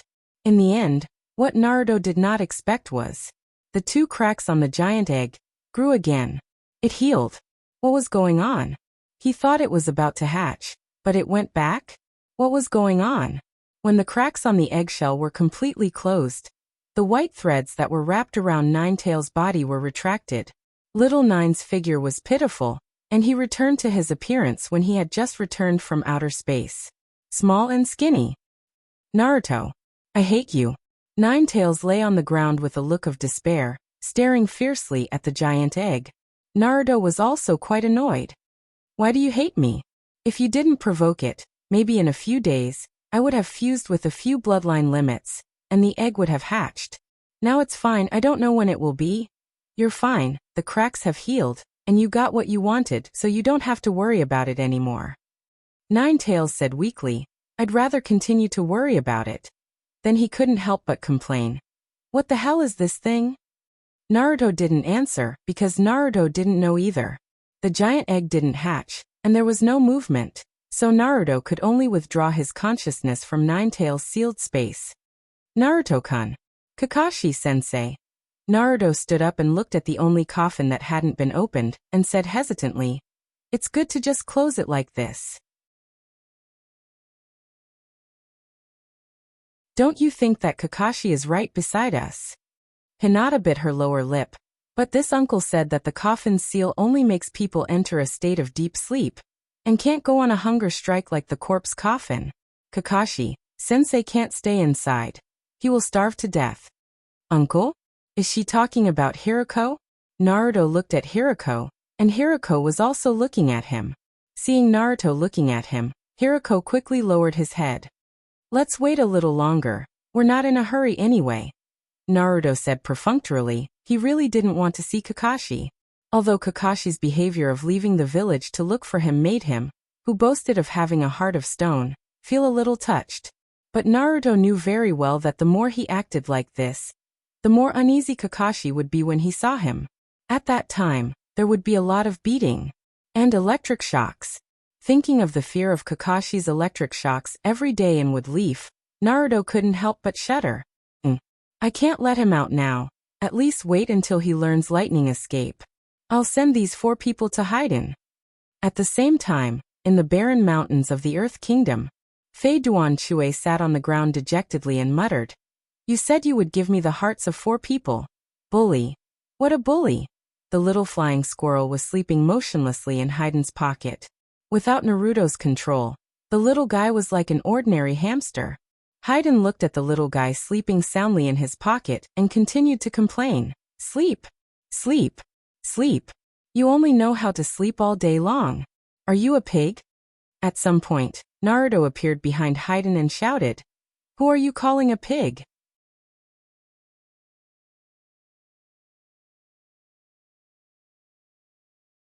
Chapter 497. Boss that. Fei Duan looked at Naruto, whose face was dark and swallowed secretly, but he soon noticed the 4 coffins behind Naruto. Did Naruto bring the 4 people he promised him? Naruto continued to stare at Fei Duan and asked again, Who are you calling a pig? This time, Fei Duan reacted and pointed at himself repeatedly. I'm a pig, I'm a pig. Since he said this, Naruto was too lazy to pursue the matter. From left to right for people, respectively, rapid release, nether release, mist release, and steel release, these 4 bloodline limits. Naruto paused and turned to look at Fei Duan. Fei Duan's eyes lit up after hearing Naruto's introduction. It was like a wolf in winter seeing meat. Naruto confirmed again. These 4 people can be given to you, but are you confident? Fei Duan hesitated for a moment and scratched his head. I can't say for sure. When Kakuzu was still here, we studied it. He meant that as long as I'm here, he won't die anyway, so it's worth a try. Naruto really didn't understand Fei Duan's brain circuit. Just because he couldn't die, he could try it casually? Maybe this was the willfulness of an immortal body. However, since Fei Duan didn't care about going overboard, Naruto didn't need to stop him. Then give it a try. Naruto moved aside, and Fei Duan pointed at the coffin tentatively. After seeing Naruto nod, he happily pounced on it. The coffins were opened one by one, and Fei Duan cried out in surprise. Boss. Inside the 5th coffin is, Fei Duan rubbed his hands and probed Naruto. Naruto's face was dark. The 5th coffin was Kakashi, and it was impossible for Fei Duan to fuse with it. Although Kakashi was a bit cruel to him during the days in Woodleaf, there was still a master-disciple relationship. Don't even think about the person in the fifth coffin. Just fuse with these four first. Fei Duan didn't ask any more questions and nodded in agreement. Then he began to pace around the four coffins. In the end, he chose Iwagakure, the ninja with steel-release Kekiai Genkai. A crack appeared on Fei Duan's chest, and a black tentacle stretched out from the crack, piercing into the man's body. Haiden began to fuse with the heart, while Naruto watched from the side. The scene of cutting open the heart was still very bloody. However, perhaps because he had been in this world for too long, Naruto found that his heart was unperturbed. It could only be said that habit was a terrifying force. Within the perception barrier, Naruto could see more clearly. After the tentacles that stretched out from Haiden's chest pierced into the ninja's body, they slowly wrapped around the heart. His heart continued to beat. And then something strange happened. The ninja's body withered at a speed visible to the naked eye. That's right, it withered. A living person withered like a plant. However, his heart was beating more and more vigorously. Dong dong dong. The sound of his heartbeat was like a drum beside his ears. When the last bit of vitality in the body was swallowed by the heart, in the perception barrier, Naruto found that a layer of patterns outlined by black lines gathered on the surface of the heart. According to Naruto's judgment, it was a curse seal. The tentacles retracted, and the heart was pulled into Haiden's body. Haiden's face, which had been slightly pale, had a healthy blush. His strength was increasing. Feeling the cheers of every cell in his body, Haiden opened his eyes. His left arm turned into a scythe tentacle, but this time the scythe was no longer an earth blade, but a sharp steel blade with a metallic luster. Haiden cheered with joy. "Boss, I think I succeeded." Yes, Naruto saw it very clearly. When Haiden's scythe tentacle turned into a steel blade, Naruto knew that this guy succeeded. It took less than 5 minutes from taking the heart to fusing. And he could use the newly fused bloodline limit immediately after the fusion. For this reason, Naruto's heart was filled with jealousy.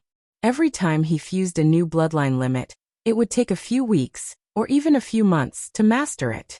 Haiden, this guy, learned it in seconds. "Well, I saw it, then continue the fusion," Naruto replied. Just as Haiden was about to continue the fusion happily, Haiden's body stiffened. As if his chest was stinging, he carefully bent his body and didn't even dare to breathe. Then a mouthful of blood spurted out from Haiden's mouth. After a mouthful of blood, he vomited. He didn't vomit food, but it was more disgusting than food. Bright red blood spurted out all over the ground. In the blood, there were also pieces of flesh that seemed to be broken internal organs. Is this a backlash? Did the fusion fail? Naruto frowned. Seeing Haiden vomit a few times and finally stop, he asked, "What happened?" Haiden took a breath and shook his head. "It's okay, the original heart just exploded." "Huh, the heart exploded and it's okay?" In the perception barrier, Naruto also saw the situation in Haiden's body. He asked what happened because he wanted to know if the fusion failed. Naruto didn't understand Haiden's brain circuit. Seeing that Haiden's reaction wasn't too intense, he walked closer. "Let me check it for you first." Naruto probed it with palm technique, and from the reaction of the body, it was really okay. What was broken was the heart of Kakuzu fused with earth element chakra. Nothing else was abnormal. "Do you want to continue the fusion?" Haiden nodded and said, "Fusion anyway, it doesn't seem to die." Naruto was a little worried that if he fused with a new heart, the original one would explode again. But he didn't stop him. "Then continue the fusion." Haiden wiped the blood foam from the corner of his mouth and walked to another coffin. Kimogakure Ninja Mist Release Kekiai Genkai. Haiden's chest split open again, and the slender tentacles different from ordinary tentacles once again shot out of his chest and pierced the Kimogakure Ninja's body. In the perception barrier, after Naruto saw the black tentacle removed from the heart, the previous scene happened again. The body withered, and the heart's activity increased, as if an invisible hand began to draw on the heart. In the end, the body completely withered, and the curse seal on the heart ended, and the heart was taken out for fusion. Naruto carefully saw every change in Haiden's body. This time, Hayden's heart didn't explode again. The two hearts began to beat separately, but as they beat, they gradually unified the rhythm. The two heartbeats, one after the other, became a single heartbeat. Did he succeed? At the moment when the heartbeats were completely unified, Hayden's body changed. Two powerful vitality emanated from the heart and integrated into Hayden's body. Hayden's meridians and muscles expanded like a balloon. However, another organ exploded. Hayden's two lungs. Originally, although Hayden fused with Kakuzu, his internal structure was the same as a normal person, but this time it was completely different. After losing two lungs, Hayden opened his mouth wide as if he was suffocating and wanted to gasp for breath.